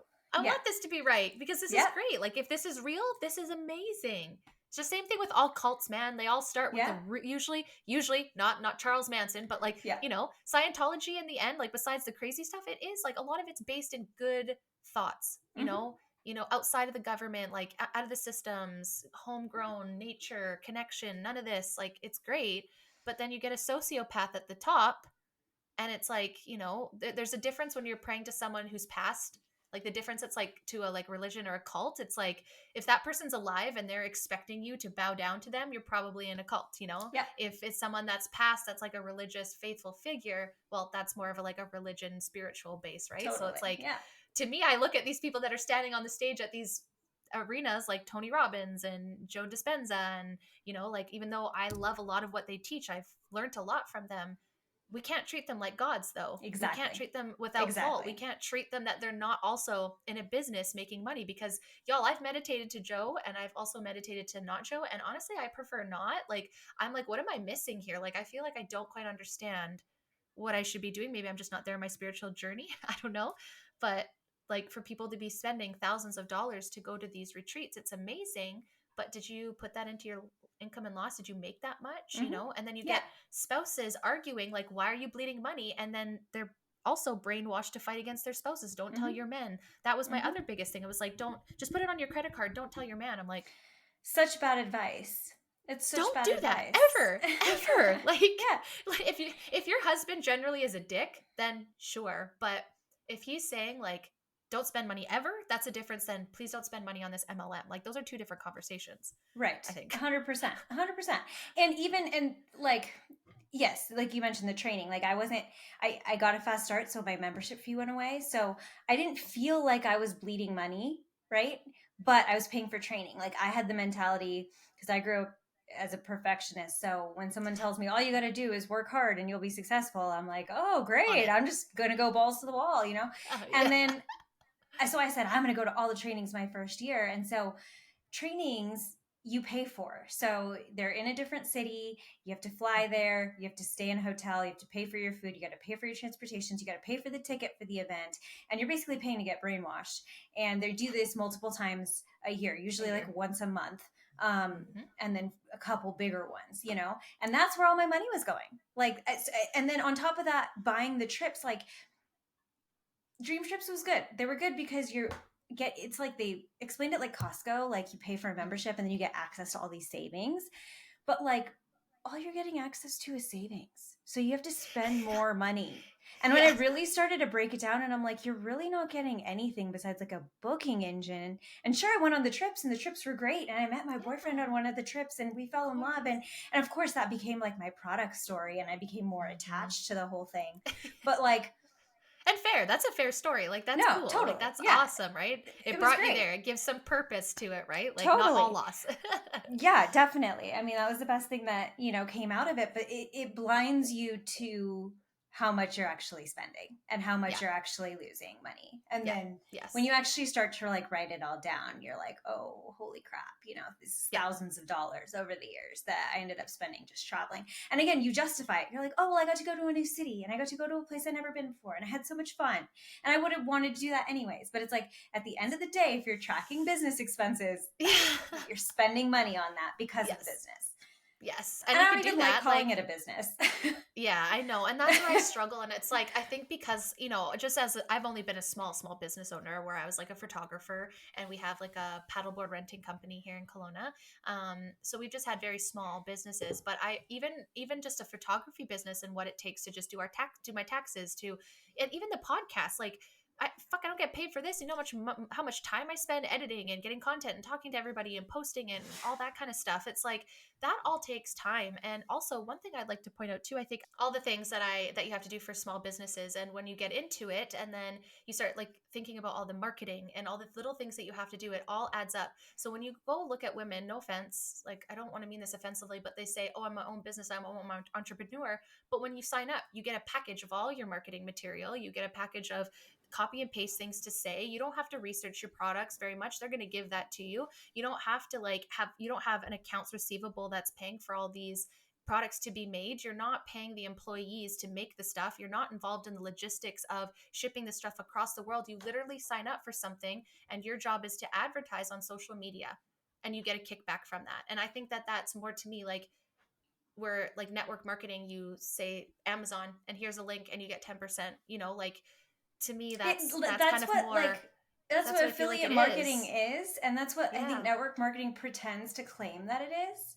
Yeah. Affiliate marketing again doesn't have a comp plan. Why? Because it doesn't need No. one. It doesn't. It You doesn't just need sell a one. product, you get a percent, right? So it's Yeah. like to me that makes perfect sense. I love when, people are like follow my link to buy this. I'm like, cool, because this person is actually going to get the money. It's not hurting other people. It's not making people down at the bottom need to work even harder. But I just think it's kind of crazy when I see the difference from my small business, even like I said, to that where it's like, well, I had to learn how to use InShot. I had to learn how to sell myself on Instagram. I had to learn myself and stumble through that where you are given a package with all of that in it. You have a support to call. If the product gets recalled, that's not on you. Like, if someone has a bad service for you, like you're going to know that as a small business. You're going to see that Google review. If you have a bad, let's say, what is it? What's the hair shit? Monate?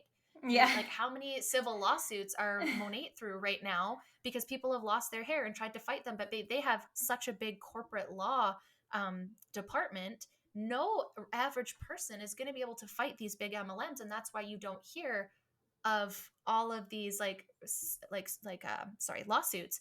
But if Hmm. someone like us were to get sued, let's say God forbid, we would have to fight that on our own Yeah. with no backing. So like the Yeah. worries that a small business owner has versus someone that runs an MLM to me are very different.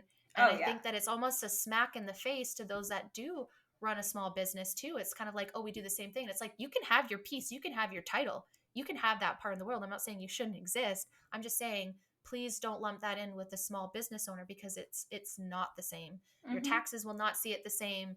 You don't really like it's not. And that's my Yeah. biggest beef is like, Yeah. well, and I'm sure you've seen that now, right? Like Yeah. every person that shares something's great. You have to put your name out there. People know about our bond. So if someone goes to sell it, they don't know, it's easier to sell. Yeah. Right? I find that Yeah. so silly. And Sorry. it's Not there's sorry. no I there's so many differences between actually being a business owner, and um, you mentioned how they seem so busy still. It's interesting because it's all a lie in the pitch too. Like they say, you can build it in the pockets of your time, or you're only doing it for a couple days. a week. Like, that's not true. Like, once No. you're in, if you really want to see success, they tell you should be working it like a job. And when you're trying to work and you're spinning your wheels, like for me, I was working really hard, like out. Like, I was just transferred to UC Berkeley, which is the hardest I've ever tried and been average. Like, I used to Yeah. be really good in school, and I worked so hard at that school, and I was like a C student. I was Oh, busting my butt, but I was I'd also in a fail. cult. I was also in a Yeah. pyramid scheme, you know, because Yeah. all my free time was going towards 3 presentations a day, get on the calls, you know. They try to build in your morning routines, like wake up, read 20 pages of a good book, go do da da da. And there's all merit to those things, right? A lot of those things Totally. I still do, but a lot of it is consume our audios, read the books we tell you to read, you know, listen to this content on Cultivate. your way. Yeah, yeah, Yeah. exactly. Yeah. Yeah. And you're so busy doing Of all of course. this stuff, you're actually like, don't get me wrong, our business is small, it's growing, and I sometimes feel like I can't turn it off. Like, we were on vacation last week, and I was like, I was working on vacation, because usually I wouldn't do that ever, but No, like for right sure. now we're in a place where I'm like, if we're booking gigs, we gotta book gigs, like We I got gotta it. answer. Yes, yes. Of And course. And so, there is that hustle, but then it's hustling to no longer do that for yourself, not right, because you're going to pass that on to someone else's back to do, right? right, So it's like and there is that hustle for your own business. But that's what I'm saying. It's actually harder in yeah, that sense, right? yeah. Like they say all those things like we don't have to do it, do it in your pockets of time. Lie, you do it all the time. And two, it's like yeah, it's just different. It's totally different. It's I see way what you're different. saying. It's way different. Yeah. And then, I wouldn't say that like, I do think running an actual business is more work, because like I said, I don't think an MLM is a real business, but it's also way easier to see results. And like, Hmm. this is a point I want to touch on, because what that does to your self-esteem, to be working so hard at something and not seeing any results, and then blaming yourself for it, and then you're told to just trust the group more, and it's like this trauma bond you're starting to form with the group, and so you try to just lean in more, and it just destroys your self-confidence and your self-worth and your image and your identity. And so when I got out and we're like, let's build a bartending company, and I'm like, shit, from the first event, I've made more than I've ever made in my 7 years in network marketing. And I'm like, oh, I can actually just sell a product. I don't have to Yes. do 100 affirmations beforehand. I don't have to get myself into the right mindset. I don't have to have this power position over my prospect. I don't have to do all of these emotionally manipulative things and then slowly try to bait somebody into training. I don't have to do any of those things. I just have to No. sell what I have, and that's it. Be happy. That's it. Just be Just make myself. good on my promise there, you know. And Yeah. I'm like, wow, it's actually much easier to see results in a business that, again, that you're equipped and qualified, you know, to And do. But aligned to and aligned, right? yeah, Like you feel that definitely. purpose, right? And now Yeah, too, like there's always going to be that little vendetta of like, fuck you, I'm going to prove you that I do not need that too, right? Like I, yeah, you know, in a sense, like yeah. and showing other people that they can do it, right? And that's why I really wanted to have you on the show because I have been watching, like I said, for like 5 years. And I was shocked when you had posted like because obviously we didn't know that until like hey here's a YouTube channel. I was like fuck. Immediately I was like we need to talk like this is the And I opportunity love I've been that. waiting for. Because I I was love like, this that is so great. much, because one of the things, and I want to address this too, because I did try to reach out to you when I was in, and you just stopped responding to me, and I'm like, that was one of those situations where I was like, Sorry. no, no, don't be sorry. I try to be good with people like I know I'm pretty good. I'm like, no thanks, da, da, da. And then other people, I'm just like, go fuck yourself. Like, Yeah. like people that I know, I'm always like, thanks for thinking of me. And like, I try to be like at least a little bit more diplomatic. But then, yeah, I will say nothing instead of saying something mean. So I'll Right. just be like, as much as I Yeah. hate that, I don't want to be rude either. But I'm like, I No. like this girl. I love her vibe. I've known her for so long. She is a hustler. She's just got this bright energy. I don't want to lose her. But in the same sense, I was just like, I feel like you're being hurt because that's just how I felt about MLMs at the time. And Yeah. I'm just like, no, like, I hope that you're okay. And I hope that Yeah. but you don't want to say that to someone because when No. they're in it, They're you're not going going to to hear lose them you. if you bring it up. Yeah. Exactly. And I was like, Yeah. so it's funny. It's probably why I never said anything, but then it's like full circle moment, right? Where it's like, now we can talk about this. And it's something that I've always been like, wish I could reach out to you and be like, hey, like, do you for sure know that this is what you want to do? Like, no hate, but like, because I seen the other side. And then I was like, Mm-hmm. no, I don't want to lose her. Like, even Mm-hmm. just as a social media friend. And then now it's like, sick. We can talk about it because it was And I something. love that. Yeah. And Yeah. and I'll speak to that because one of the things I did that I regret is I prospected anybody and everybody. Like Yeah. there was a point at where I was reaching out to hundreds of people a day, hundreds, That's and what they tell you to do. and you feel especially being an introvert, that being so far outside of my normal functioning, I felt so icky about all the people that I reached out to. And I'm very lucky because it's shitty because I did have a lot of credibility with my network, and I don't think I completely lost it. But I did lose some friends, or people created distance with me who I wish didn't create distance with me for the very exact same reason. And on the other side of that coin, it was like I joined Go Team Academy because I was trying to build my network marketing business, and you were taught to go network. And then if you like somebody, go reach out to them. And so that's what I was doing. And it's so nice to like be on the other side of that, have you reach out, be in this place, and like that just it makes me feel so much better about just even if it's just that one relationship that I didn't completely destroy, you know what I mean? Yes. And it just makes me feel so much better because people are so ashamed when they leave an MLM. This is why they don't speak out. This is why they don't reach back out to those friends. You know, my roommate in college, she got mad. She tried to tell me I was in a pyramid scheme. I ended up cutting her off. And thankfully now, like we've reconnected. I reached out to her. I was like, I'm so sorry. And she's like, oh my God. And we're fine, you know, and I'm so glad that and that's what I'll say here too is if you have been an MLM and you're afraid to reach out to your friends, most of them will be happy to have you back. Most of them will be totally 100%. Fine with having, you know, and it does take a little bit of eating a slice of humble pie and saying, oh shit, I fucked up and whatever, you know, but it's good. We need to do it. Like, who the fuck does not go through life not doing stupid stuff? Like, and if those people don't take your apology, they're not your people anyways, but we'll always be here. And that's always why I've always been like, I'm not going to unfollow someone because they mention an opportunity because they truly believe that they could help me. I'm not going to be mad about that. That's not why I'm being mad. If I said no and you would stop, that's when I would start, like, not you, but like, that's when I would stop because I'm like, okay, I've set up the boundary and now you're pushing just for sales. And that, you know, like, because if you truly cared about me, you would just let me be me and I would come to you. And I'm the firm believer, if you have a good product, it should, or a service, for the most part, word of mouth will get around. But people, like I said, in this microwave society, don't want to wait for that slow progression, don't understand that it takes time to build that and build that trust. They just immediately will just blanket everybody and maybe someone will say yes. And I feel like right now, my biggest thing is with the fitness industry and the coaches that come in, and now they're, you know, online fitness is so huge. I'm seeing the exact same tactics that they do in MLMs that they do with this online coaching. And it's not even just MLMs anymore that are entering your DMs, copy and paste, like, oh, it's great, we connected.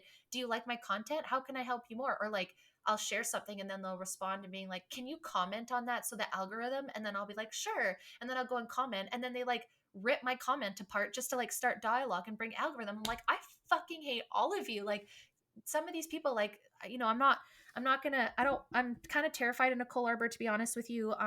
So I don't want to like say anything where she's going to like make a hate video about me, but like, I disagreed with her and didn't even tag her. I just said I didn't agree with one of the posts that she had about Candace Owens. And I didn't even tag her in it. And she then went to my page and started commenting things on posts to get me like going. And I'm like, I'm not fucking baiting this, because she was arguing people online. And I was like, dude, I was your biggest fan. I defended you for like 10 fucking years. I did too.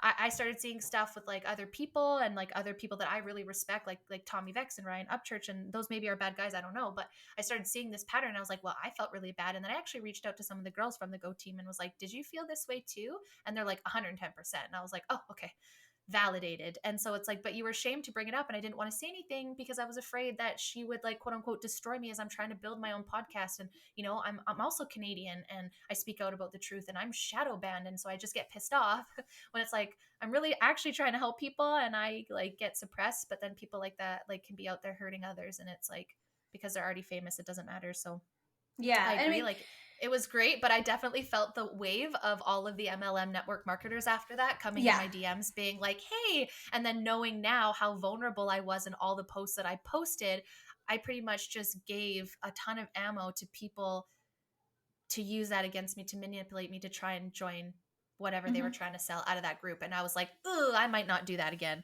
That Yeah. I might just stick to books and like courses where it's like one-on-one to the program itself, Mm-hmm. and maybe not as much of a group thing, because I felt that was very pushed about. I felt out of place because I wasn't an MLM person. So I was like, I feel like a lot of this is not directed towards me because I work for a company. I don't own my own business in the sense where I needed to learn that. And I didn't realize that that's kind of what that was. I thought it was just kind of self-help, but it was great. I learned a lot. I loved JP. I loved who else was it? Teresa. I still follow a Mm-hmm. lot of them to Me this too. day, and like I do love their stuff. But yeah, Mm-hmm. I definitely have icky vibes going forward. Nicole Ever, please don't come for me. I'm No, sure you won't and see this, but it was just a shitty experience, and it sucked to realize she was my first influencer. I was like, okay, maybe not everyone is what I think that they are. yeah, yeah, and And they're Canadian. even Danelle, like Danelle is great, but Danelle came from MLM, so that's why such a huge chunk of her following is MLMers. And then she turned into a coach, and this is the pipeline that you'll see a lot of MLM. So like we talked about people that don't make money, people that do make money. The bottom line is the residual forever income that they're pitching is not viable. So even if you do make money in an MLM, you're still working really hard pretending you have time freedom. And the second that you stop, is when it's going to go down, or it may go down even if you don't stop, because they're just Mm-hmm. these companies are unsustainable. Like the reason they're Yeah. telling you to contact everybody know as quick as you can is because they need to be virally expanding, otherwise they're going to collapse. And so a lot of these people go into coaching after they've made their money in MLM, Mm-hmm. and they're Mm-hmm. going into another industry that's again unregulated. And when I say unregulated, it doesn't have to be government regulation, Nope. but a Just a code of board. ethics, somebody who's holding people accountable for the way Yeah. that they're out. Just like a therapist, just like a doctor, just like they have a board and like ethics that they're supposed to operate by, otherwise they can get Yes. reported. Yeah. And that doesn't Yeah. exist for the coaching space. And then a lot of people Nope. come out of MLM, so then they bring the same tactics, and that's why you're seeing this overflow into all these other things. And even the Yes. pyramid scheme is overflowing, because that's where Mm-hmm. you'll notice the coaches are coaching coaches to coach other coaches. They're not actually coaching them on building a bakery or building Yep. a whatever. Like if you had success in building a bakery and you wanted to become a coach to help other people build bakeries, then I would expect your clients to go open bakeries, not to become Yep. coaches who coach other coaches to open other Yes. bakeries. And that's Yeah, where exactly. It's a lifestyle sell that it's not actually teaching anything in a sense. And that's yep, where I'm struggling with like, let's be honest here, like OnlyFans is like the sex MLM, right? Like the girls that are making bank on OnlyFans, like whatever, we've talked about that in the past. I won't get into it. Go to past episodes so you all know how I feel. But my biggest beef is like these young women are being shown this quote unquote lifestyle. Oh, I'm just an OnlyFans model, da da da da da. But it's like most of them aren't making real big bank unless they've have a huge following. And like someone like Trisha Paytas, let's say for example, she makes most of her money not just on her content, but for all the people that have signed up underneath her. And then they make money off of their income. So it's like it's a little bit predatory in the sense that you could be completely fake and these young girls are going to, especially with AI and filters, they could be 17, 16 years old putting these filters on and thinking that and walking into a really scary lifestyle. And I think this whole like being quote unquote able to share that, I just think it shouldn't happen. Like you shouldn't be able to sell your lifestyle if that's not truly your lifestyle without sharing the like dangers of it. MLMs, they never share the dangers of it. You never hear of like, it's always and the minute you say, oh, well, I heard someone reacted to that problem. Oh, well, that person's a liar. They didn't have it properly. And and I was like, here, listen, y'all go to Western medicine. And I'm not a huge fan. We all know this. Like, it has its place, but I'm not the hugest fan of it. But you guys get mad at them for doing that. But you do the same thing. mm-hmm. I don't understand how that's okay. And then someone says like, oh, well, it's not good for me. Like, I think one of the biggest ones that people fight about is like TRS. It's like a metal detox. People fight about this all the time. And it's like, if you can't acknowledge that some people can react to it, that's a red flag to me, right? Like, if you're just like, this broad product is for everybody. No. What do you mean kids are on supplements? What are we not feeding them whole foods? Like, Yeah, are we not giving them some fruits and vegetables? Like, if they're eating out of a packaged life, then they probably are depleted of minerals and vitamins at a young age. But that's totally. more on like lifestyle. To me, it's like it scares me, like you said, when people are like, "Oh, just take this supplement for kids." It's like they're fresh. What do you mean? Like 37, sure. I made poor choices. Maybe I need to supplement. But children, like, what are we doing? And to me, it's just like a cash cow thing. Now these people are always going to think that they need these supplements to be healthy. Right. When I argue that as a natural person. Right. I mean, and I'm not completely against supplements, right? Like I'll take some protein after I work out or like whatever. But like, creating a dependency on them is where the problem is. And like, that was my huge issue with Amare is like, I signed up and then I'm like, again, I was hanging out in the background. I didn't like officially quit. And then what happened was, my father was really sick. He had colon cancer and he passed this past year. Thank you. It was, kind of an expected, like it was like a slow kind of decline, so we knew that it was coming. And then it was August of last year and I went back to California. I kind of took some indefinite time off of work and like my brother was like, it's time, come home. So like I had like 2 or 3 weeks where I was sitting at the house I grew up in, my dad's old house. And, it was just his last couple weeks. So he wasn't really completely all there. And me and my brother are just there more for just support and whatever. And, I kind of disconnected from the world at this time. So I think that's important to mention because all it really takes is to see the start to get some clarity about MLMs is just a little bit of space, a little bit of distance to where you unplug from their daily, all the go they're having you do. And just to think about it, I was already kind of taking a back seat, but I was still in and still believed in the opportunity, Yeah. And so I found it, I love true crime, went down a true crime rabbit hole, found some anti-MLM content. Because those two go hand in hand. They do, yeah. A lot of people like to do that. I love it. And I actually was like, once I started watching anti-MLM content, I think the algorithm like started to show me more. And so then I saw a coach, because I was in Rank Makers, which is an MLM coaching group run by Ray Higdon, which is like a pyramid on top of a pyramid, a cult on top of a cult. And I saw one of his coaches, like an ex-coach of his, speaking out against him, against Arbonne, which was her company, against the whole MLM industry. And it was one of those moments of, we're taught to think everybody who speaks out against us is haters. But I trusted her and I respected her. So I'm like, I'm going to listen. I'm just going to listen because I respect her. Like, what? Holy crap, she's anti-MLM. Where did that come from? And that's kind of how I went down the hole. And because I needed a distraction, I just hours and hours and hours of content, and I consumed them.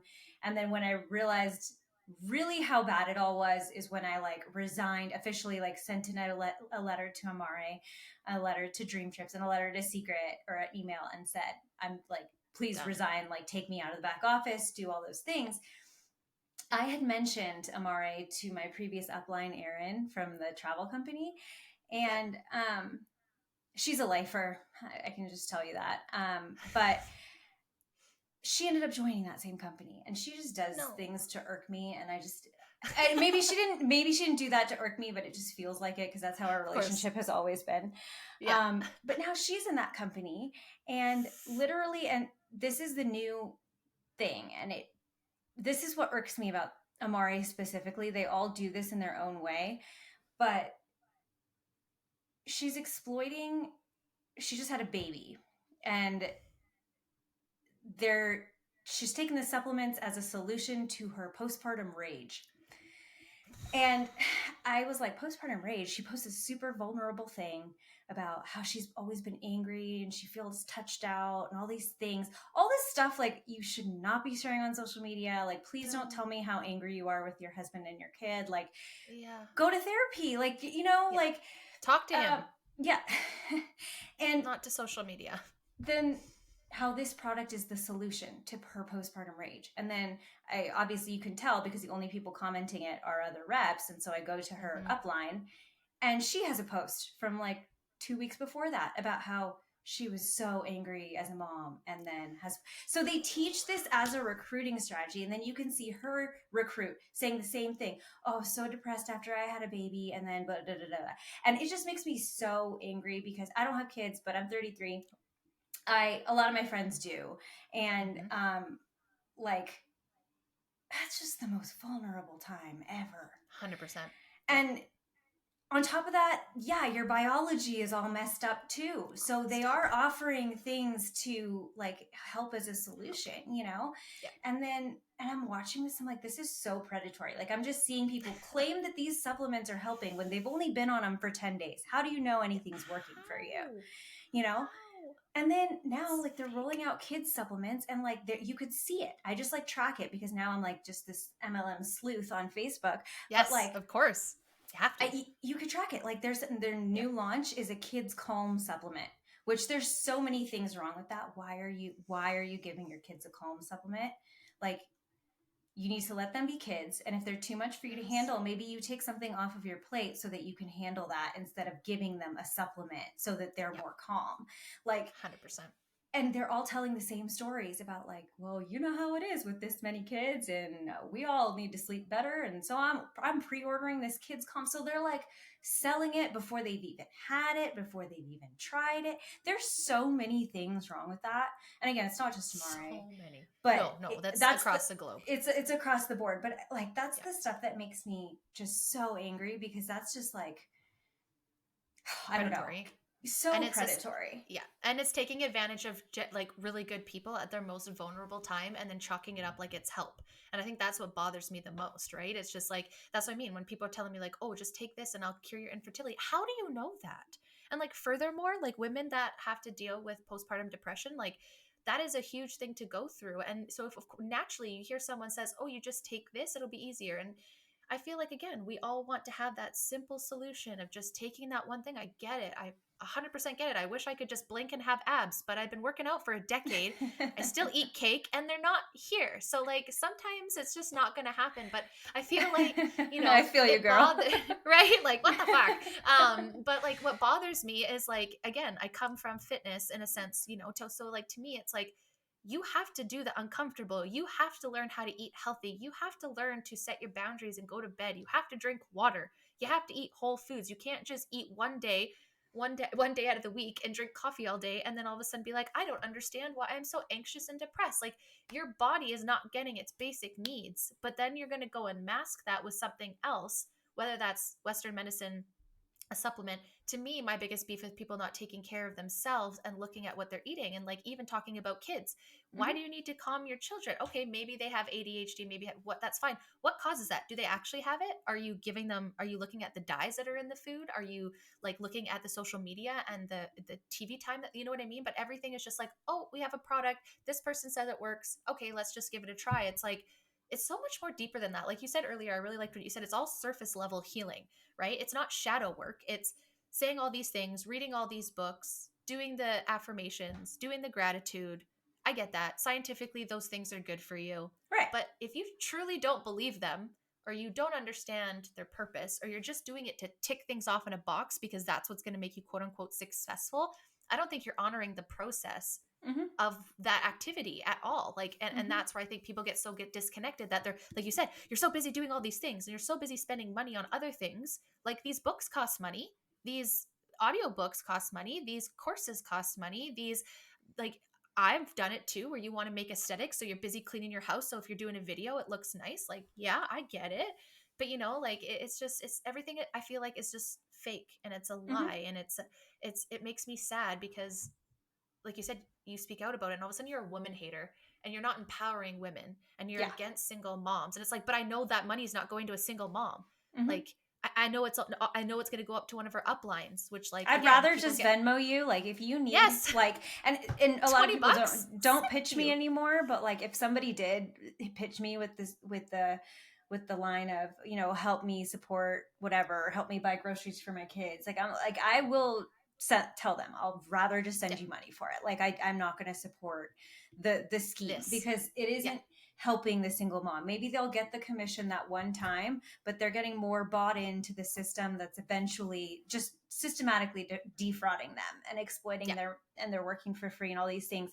And it also, the other problematic thing about MLMs, like, it teaches you since all these things are taught to you in under the guise of like training and personal development, sometimes you don't, it's hard for you to discern what's real and what's not. And then a lot of these people carry these practices or these ideals out into their actual life. Like, for example, when you want something new or you have something going on, open a credit card. That's not good advice, you know, but if you did that for your MLM, then you can be like, oh, well, I have a business expense. Maybe I'll just get a business credit card. You know what I mean? Yeah, Or the totally. second something goes wrong, you're going to turn to a supplement instead of sitting Looking at the with root cause. your sober self, your natural self, and being like, how do I feel right now? What is making me feel this way? And sitting with that uncomfortability so that you can Yeah. actually work through it. Yes. That's what I mean. That's what you said. It's all surface level. So you can go to these things and you got that hype and everyone's around and it's hyper because it's vibes, it's energy. Energy doesn't lie, like in that sense in the moment. But it's like, do you just get that high? And then it's like, I feel like then after you're always chasing that high of that event, of that Mm-hmm. rank, of that month that you sold, and everyone's proud of you and they're cheering you on. And it's like, then other people, like you said, see this, they see the comments and they're like, all these people, but they're not realizing those are reps. Those are Mm-hmm. people that they tell you, and I'm pretty sure I've listened to this where they tell you, like, a big part of it should be supporting other reps and commenting on their stuff and making sure you're sharing them and really enforcing that sisterhood. And again, to me, that is, everyone's searching for that, but that is the number one places where cults will get you. When you're really looking for that connection, you're looking for that purpose, you're looking to get that something special, because you deserve that and everyone deserves that, they feel like they should get that, but Yeah. it's not always that easy. Like sometimes you really have to climb a mountain to get to your purpose, or you really have to go through the shadow work and the uncomfortable and being like at your worst to see where you could be at your best. And they don't teach that. They're just like, always Mm-mm. be your best, and if not, shut up and nut up. And it's like, Mm-hmm. no.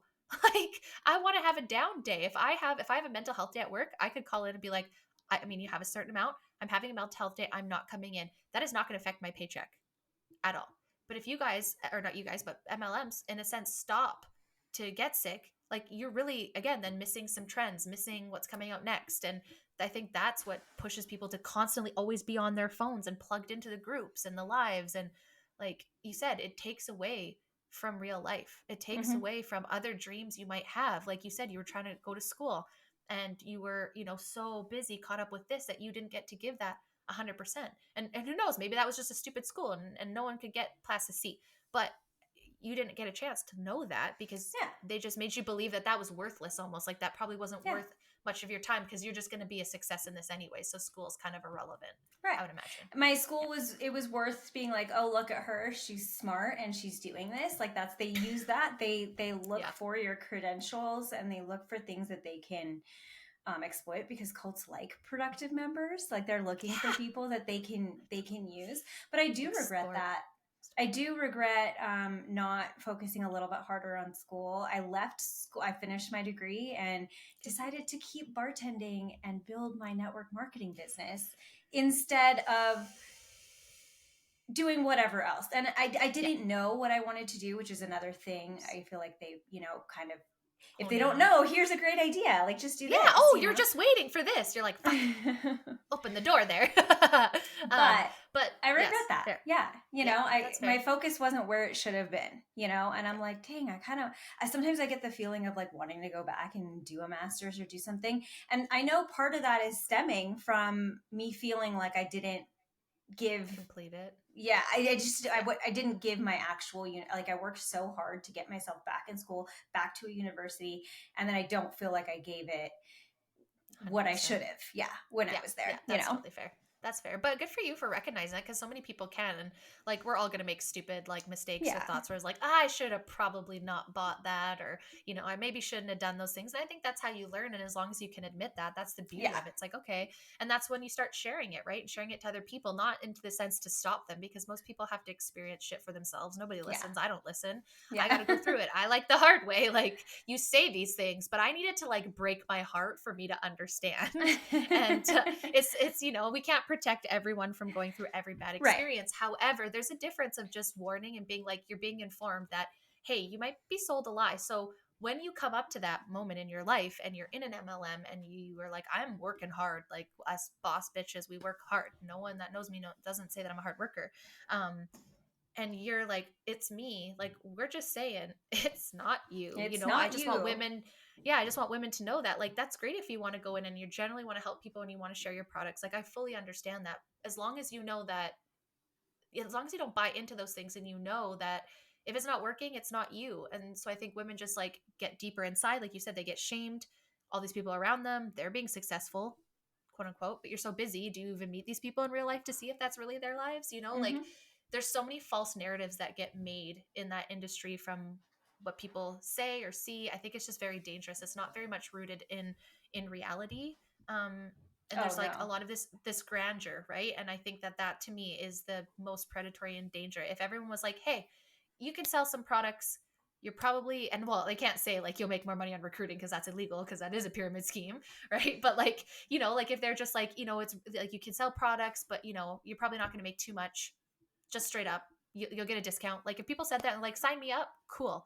But it's the other part. It's the other part that it's they take you and they make you believe that you need to then be a salesperson. And Mm-hmm. then they make you believe that you have to be successful at this or you're going to be nothing. And it's like, maybe it's just not for me. Like when people ask me, I'd be like, it's just not for me, man. Like people would see me teaching classes and be like, Beachbody was the worst. Mm-hmm. Oh, I see your fitness journey. It wouldn't be that hard to just sell this. No, it would be. I'm busy. I don't have time for this. And like, I'm not going to sit here and say that it was Beachbody that got me to here, because it didn't. And the fact that you want me to do that is a huge red flag to me, Mm-hmm. because now I'm just like, what is your actual even marketing? Because it's not based in my real experiences. So like, what are you doing? And then I took like a boot camp course, like to teach boot camp, and I still didn't feel comfortable teaching boot camps. And here's these girls that just sign up for Beachbody and they're like, come join me in the park for a boot camp. I'm like, Yeah. what? Do you know how dangerous that is? You can seriously injure people when you don't know what you're doing. Even I Yeah. took like a course and I still didn't think it was enough. I'm like, what? You're going to certify me after this? That's Yeah. it? Like, I Yeah. don't feel comfortable teaching, like dance, whatever. Dance is dancing. I'm not too worried about that. But after I was like, and then I seen Beachbody do it, I'm like, this is very dangerous. And Beachbody was my very first MLM that I fully understood what was going on there. I was like, wow, you guys are, and I did it. I bought all the tapes. What was her name? Shailene Johnson. Mm-hmm. I don't think she's still a part of it. She definitely I is on a lot of those you those see it coaches pop that'll up. yeah, she'll be the expert that is put up. Yeah, Um yeah. I don't I love think it. I try. yeah. I see she pops up sometimes. I'm like, oh, but I used to love her videos. I think that's a big part of how I got started, because I started working out at home and I built confidence. So like, I do see a lot of value in a lot of the products and the services that are out there. And so many people get upset because they won't hear past that you say like, but there's predatory nature, and they don't hear that you say like, yeah, I'm sure there's great products, I'm sure there's great services, but that's not what anybody's beefing about here. Mm-mm. It's how the And model is set up. yeah. And the thing is, when I don't debate a pro MLMer because No point. there's yeah, it just one, it only makes them more entrenched in their own views, and I try to come from the place of everybody in an MLM is a victim, aside from the people that start them. Some people are victims, but they're also the predators. But a lot of Yes. people are just victims and they don't realize what's going on because they are brainwashed.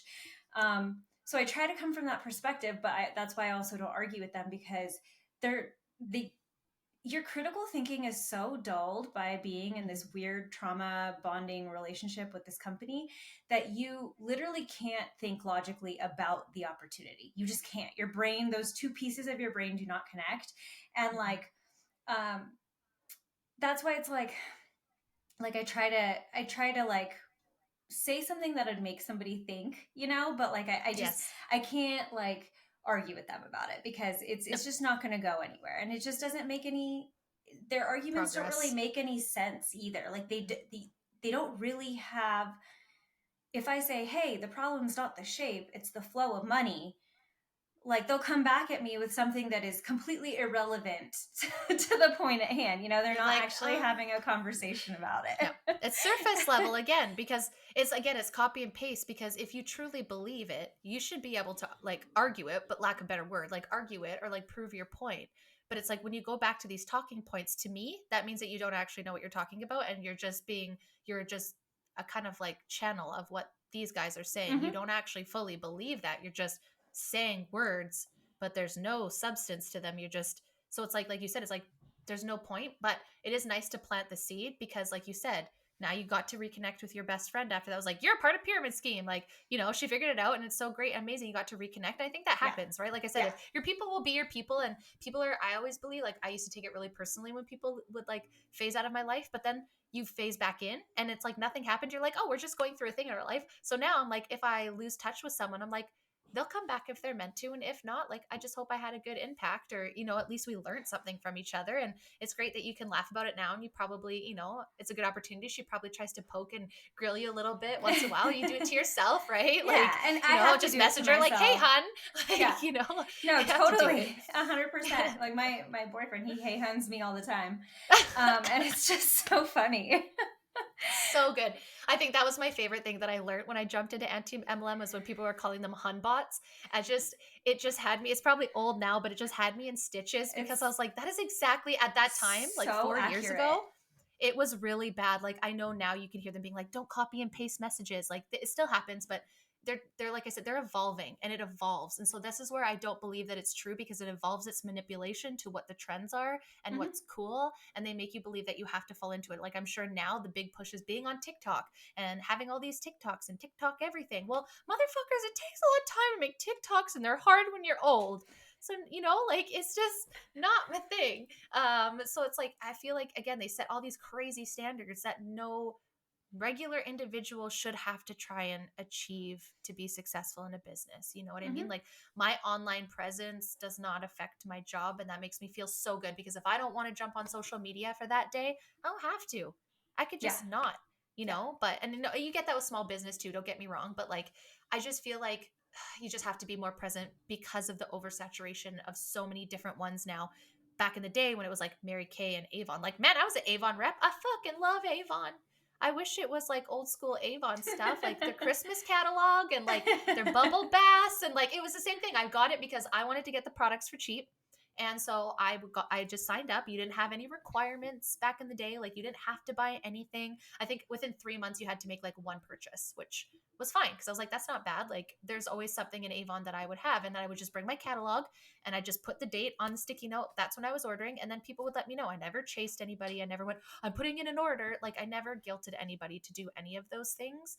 And that's where my beef is like, oh, you're not supporting a young mom. You're not, and then there was like this whole hype of, remember all the MLM parties. I don't know if you guys went through a phase, but here in Canada, I swear to God, there was like a phase of 2 years where everyone just kept going to each other's parties so that we could all support each other. And the amount of money that was spent, I still have fucking Scentsy candles from like 8 years ago that I have yet to use to this day, and no idea where my Tupperware, whatever that one was, like, it's just, it makes me think of all the money that I spent on things that I didn't need to support my friends, when we were all just supporting each other and buying stuff we didn't actually need.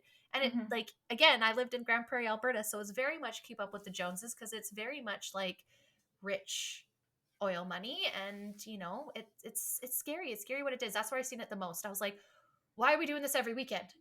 Why do we have to have Epicure every fucking month? I'm still sitting on spices from 8 years ago. Like, it's nothing bad, and people should have businesses, but it's the guilt that you have to participate, or you're not a supportive friend that I struggle with, because like, I never went to people when I had a photography business and was like, you didn't hire me for photos, so you're not supporting me. Like, Exactly. I never did that. I never would do that. Like, that part blew my mind. I'm like, okay, I can't afford it. Do you want me to be honest? Like, I can't afford all these fucking candles. Brenda, leave me alone. Just kidding. I don't know, Brenda. But you're making a good point, though. Like, the other big red flag with an MLM is the products can be great. Like, I loved the trips. I will not deny that some MLMs have great products.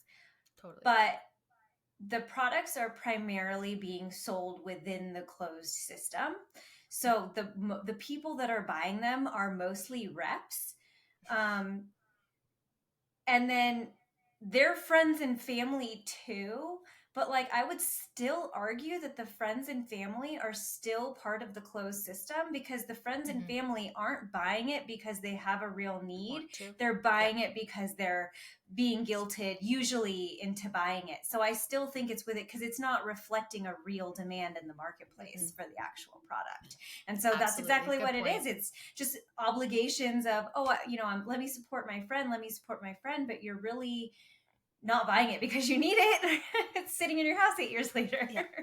Well, and then it kind of builds animosity when people just don't stop, right? It's like you say yes once, and so they're always coming back. And if you're a person that can't say no, and you truly want to support, and you don't know any of those things, and you're thinking, absolutely, if I buy this $50, she gets the $50. Probably not, because she probably bought it for $45 or even 40. So you got $10 profit on that. And then are we again minusing all the time that's spent on social media, that making these reels, making this, talking to people, messaging, like time is valuable. So to me, it's like, if you want to know if you're successful in your MLM, I would, like you said, profit and loss, see what that looks like. Then whatever your profit is, then divide that. Yeah. Track your hours, and then find out, and then come talk to me about how much you make an hour if my corporate job is less than yours. Just kidding. But this is where I kind of struggle. And it's like, okay, well, I have benefits. So I need a crown. I can go get one because I have benefits. I got to go toothache. I can go get that. Do MLMs offer benefits? I don't know. Probably not. I get paid vacation, 3 weeks a year, paid vacation.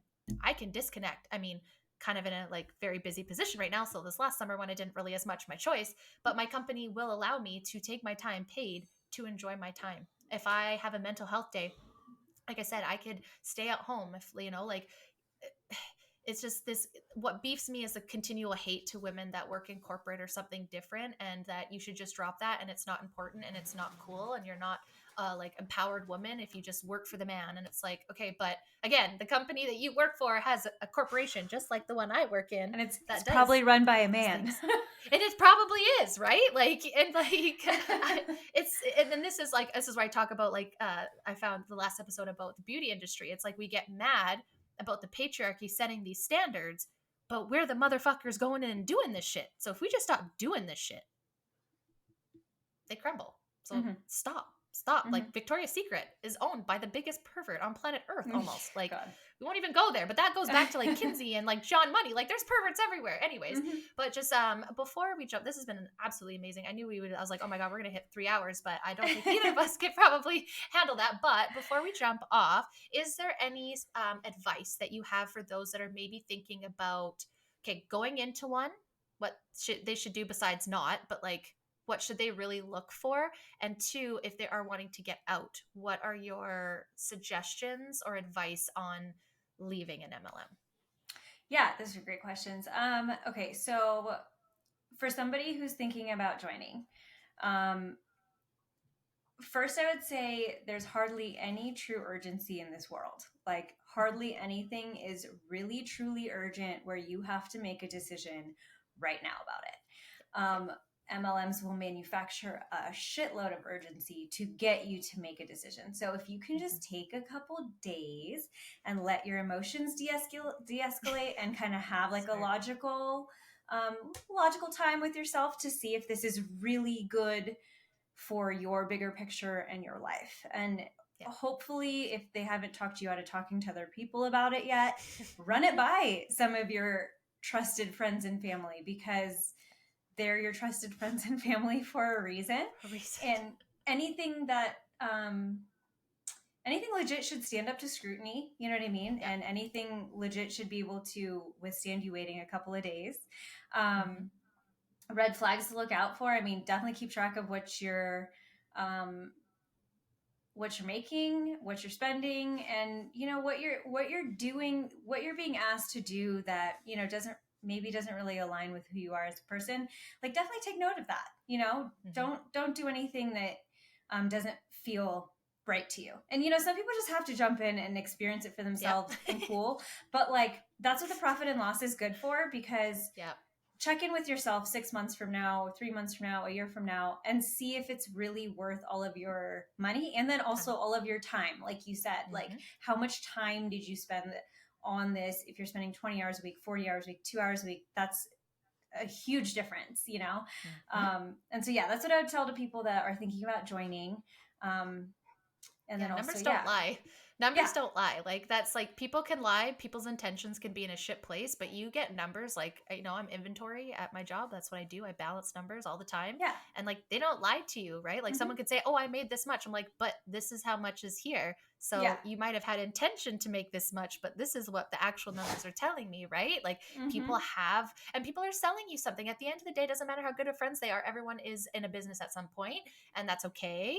but we have to know what people's intentions are, right? Yeah. So it's like, yeah, profit and loss, and what are your hours? And I think, again, even just the profit and loss isn't enough. Take that profit, divide it by how many hours you're actually putting in there, because like you said, 20 hours and you're making $1,000 in a month, 20 hours towards that is a lot different than 20 hours a week. Then your, hours go down. So it's like, you got to weigh that out. But because it's like almost like, oh, but it's just fun. It's just posting. It's just social media. You're already talking to people anyways. Like, you're already out here promoting. It's like, but you don't understand that I don't have to, and I do it for fun. So if I don't feel like being on social media for a week, I don't have to. But if I was part of MLM, I'd have to. So like, no, it's not the same. It's not just, oh, I'm promoting and I'm sharing. Like, that's what they say. Oh, well, you're already posting about fitness. Yeah. So that people come to my physical classes, not so that they could buy Beachbody, because I can actually control them coming to my class and having a good time. I cannot control what's going to happen with this Beachbody shake. Like, you don't fuck off. Anyways. Yeah. And for those that want to leave. Well, and even to add on to that, like, if you're going to make any life decision, you're going to look at the pros and the cons, right? Like, just make sure that you do that for this as well. Like, don't just look at the good side, of things. Yes. Yeah. But yeah. And then for the people that are leaving, I would definitely say, if you're even watching or listening to something like this, you're on the right track, because you're even allowing yourself to consume outside information. And the biggest thing here is re-empowering yourself to think critically for yourself. So this is the complete opposite of network marketing, where you're told who to listen to and what information to consume. I would say go out there and consume it all. Go see what I have to say. Go see what everyone else has to say. Go see what the FTC has to say. Go see what the lawsuits have to say.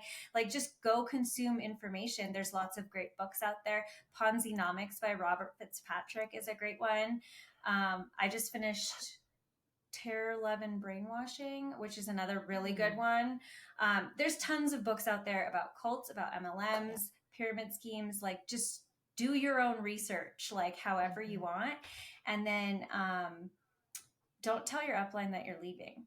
You could just email in and just quit. Go. Yeah. That's the best way to do it.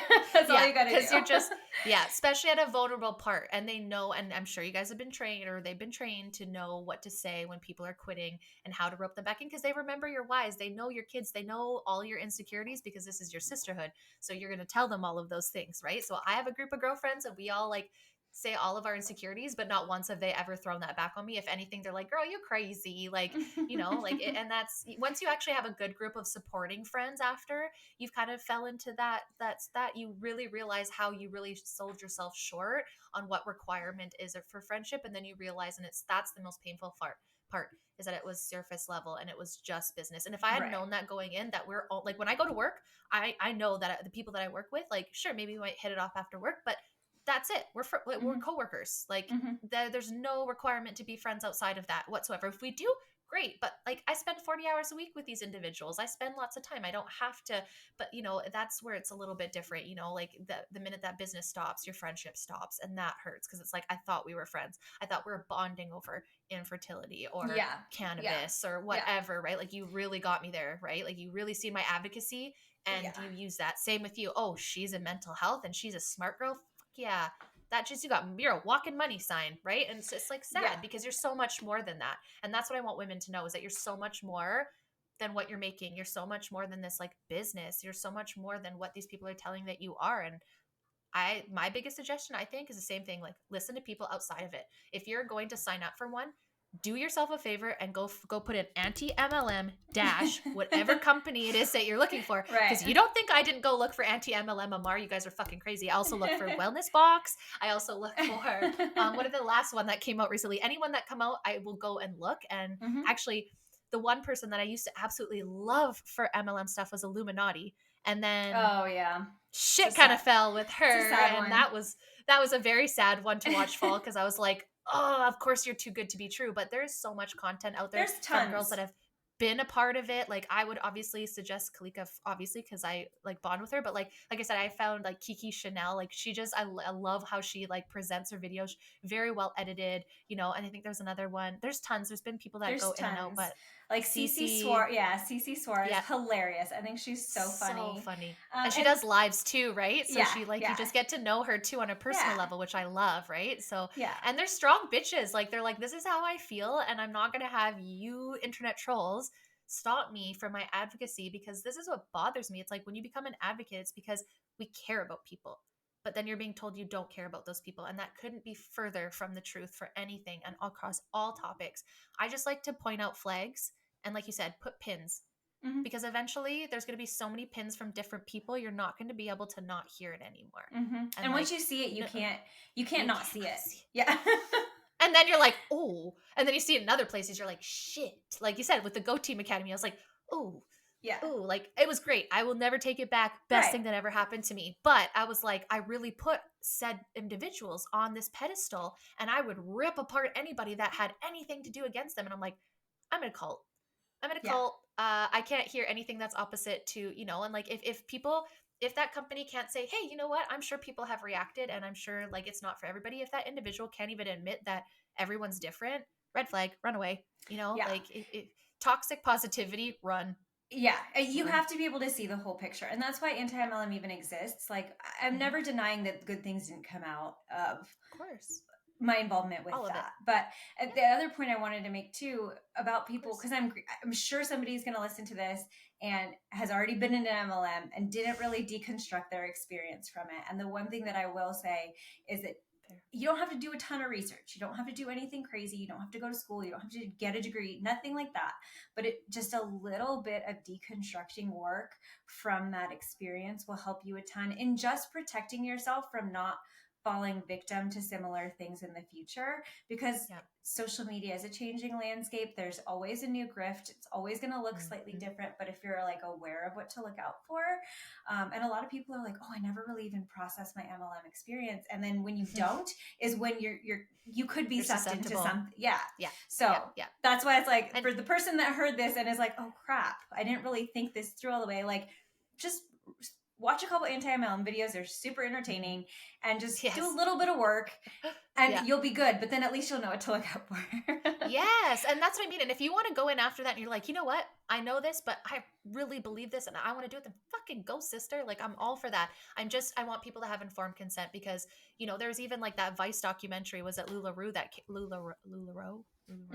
Those leggings or whatever, that was like one of the very first like actual like mainstream documentaries that came out. I was like, this is so awesome. Good. Why isn't there more? It was, because it was like in Vice, everyone can have different opinions, but I always think it's important to just consume. You can take away what you like and what you don't, but if you just put yourself in an echo chamber, that is literally what you're going to get. And I don't feel like you grow in an echo chamber. I might not love other people's opinions, but I'll always be like, oh, fuck. Okay, what did they say? And I'll be like, and then I'll be like, okay, yeah, I kind of see, and maybe I change my mind, maybe I don't. But if I'm just going to go la la la la la la to everything that I don't believe, I'm just not a real human, I think. Right. You're not. You're not. And you have to go through uncomfortable, and you have to go through bad. You can't protect everyone for it, but you can, like you said, I don't think everyone that has, for example, like breast implants has breast implant illness. However, there's a lot of women that are sick that have no idea that exists. So then if they know that it exists, then at least it's on the table for an option instead of just sitting here,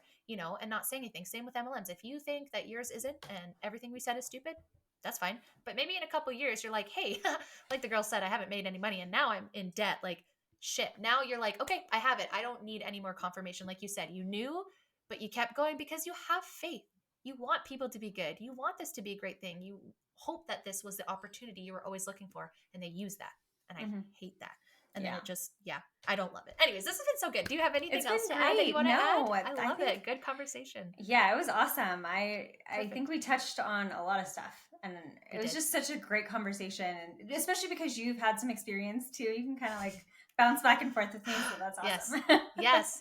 So thank you guys. And I feel like this is like our first, but I definitely want to continue doing this because again, there's so much more to this, but I feel like you said, we hit all the top topics. And guys, go to her YouTube channel. I will link it and share that when this episode launches, of course, because then there's lots of different breakdowns where, like she analyzes different pieces. Like I said, the last one that I watched was like maybe a 12-minute video of like how people can be susceptible and the certain people. Because I seen a comment where most people think like, oh, just like stupid people can get, no. Look at Scientology. They've had these like most cults get the smartest individuals because they truly are looking for a higher purpose. They want to do good. They want to do those things, and they're easily manipulated too. Like that's that's a human function. That's not a smart person or stupid person label, right? So that video, I was like, this is so good. So I want to leave that up to the professionals, but I will want to have and voice this and having Being Reals with. Hopefully we'll get you back and see how your channel does over the next couple months, right? And I see would where your love to business come back. is.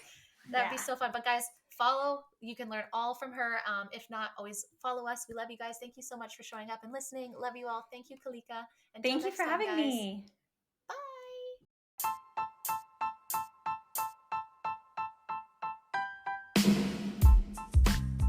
Thank you guys for stopping by the show today. We appreciate you so much. If you like this episode and you want to hear more, make sure to show us some love on our Instagram, Facebook, and Pinterest page, the Be Real Babe Podcast. Subscribe to our YouTube and Rumble channels, like those episodes, and turn on the notification bells. You can find our video version of the show on YouTube, Rumble, and Spotify, or you can catch the audio version on Apple and Google Podcast. But stay tuned for more realness coming to you soon. Until next time, babes.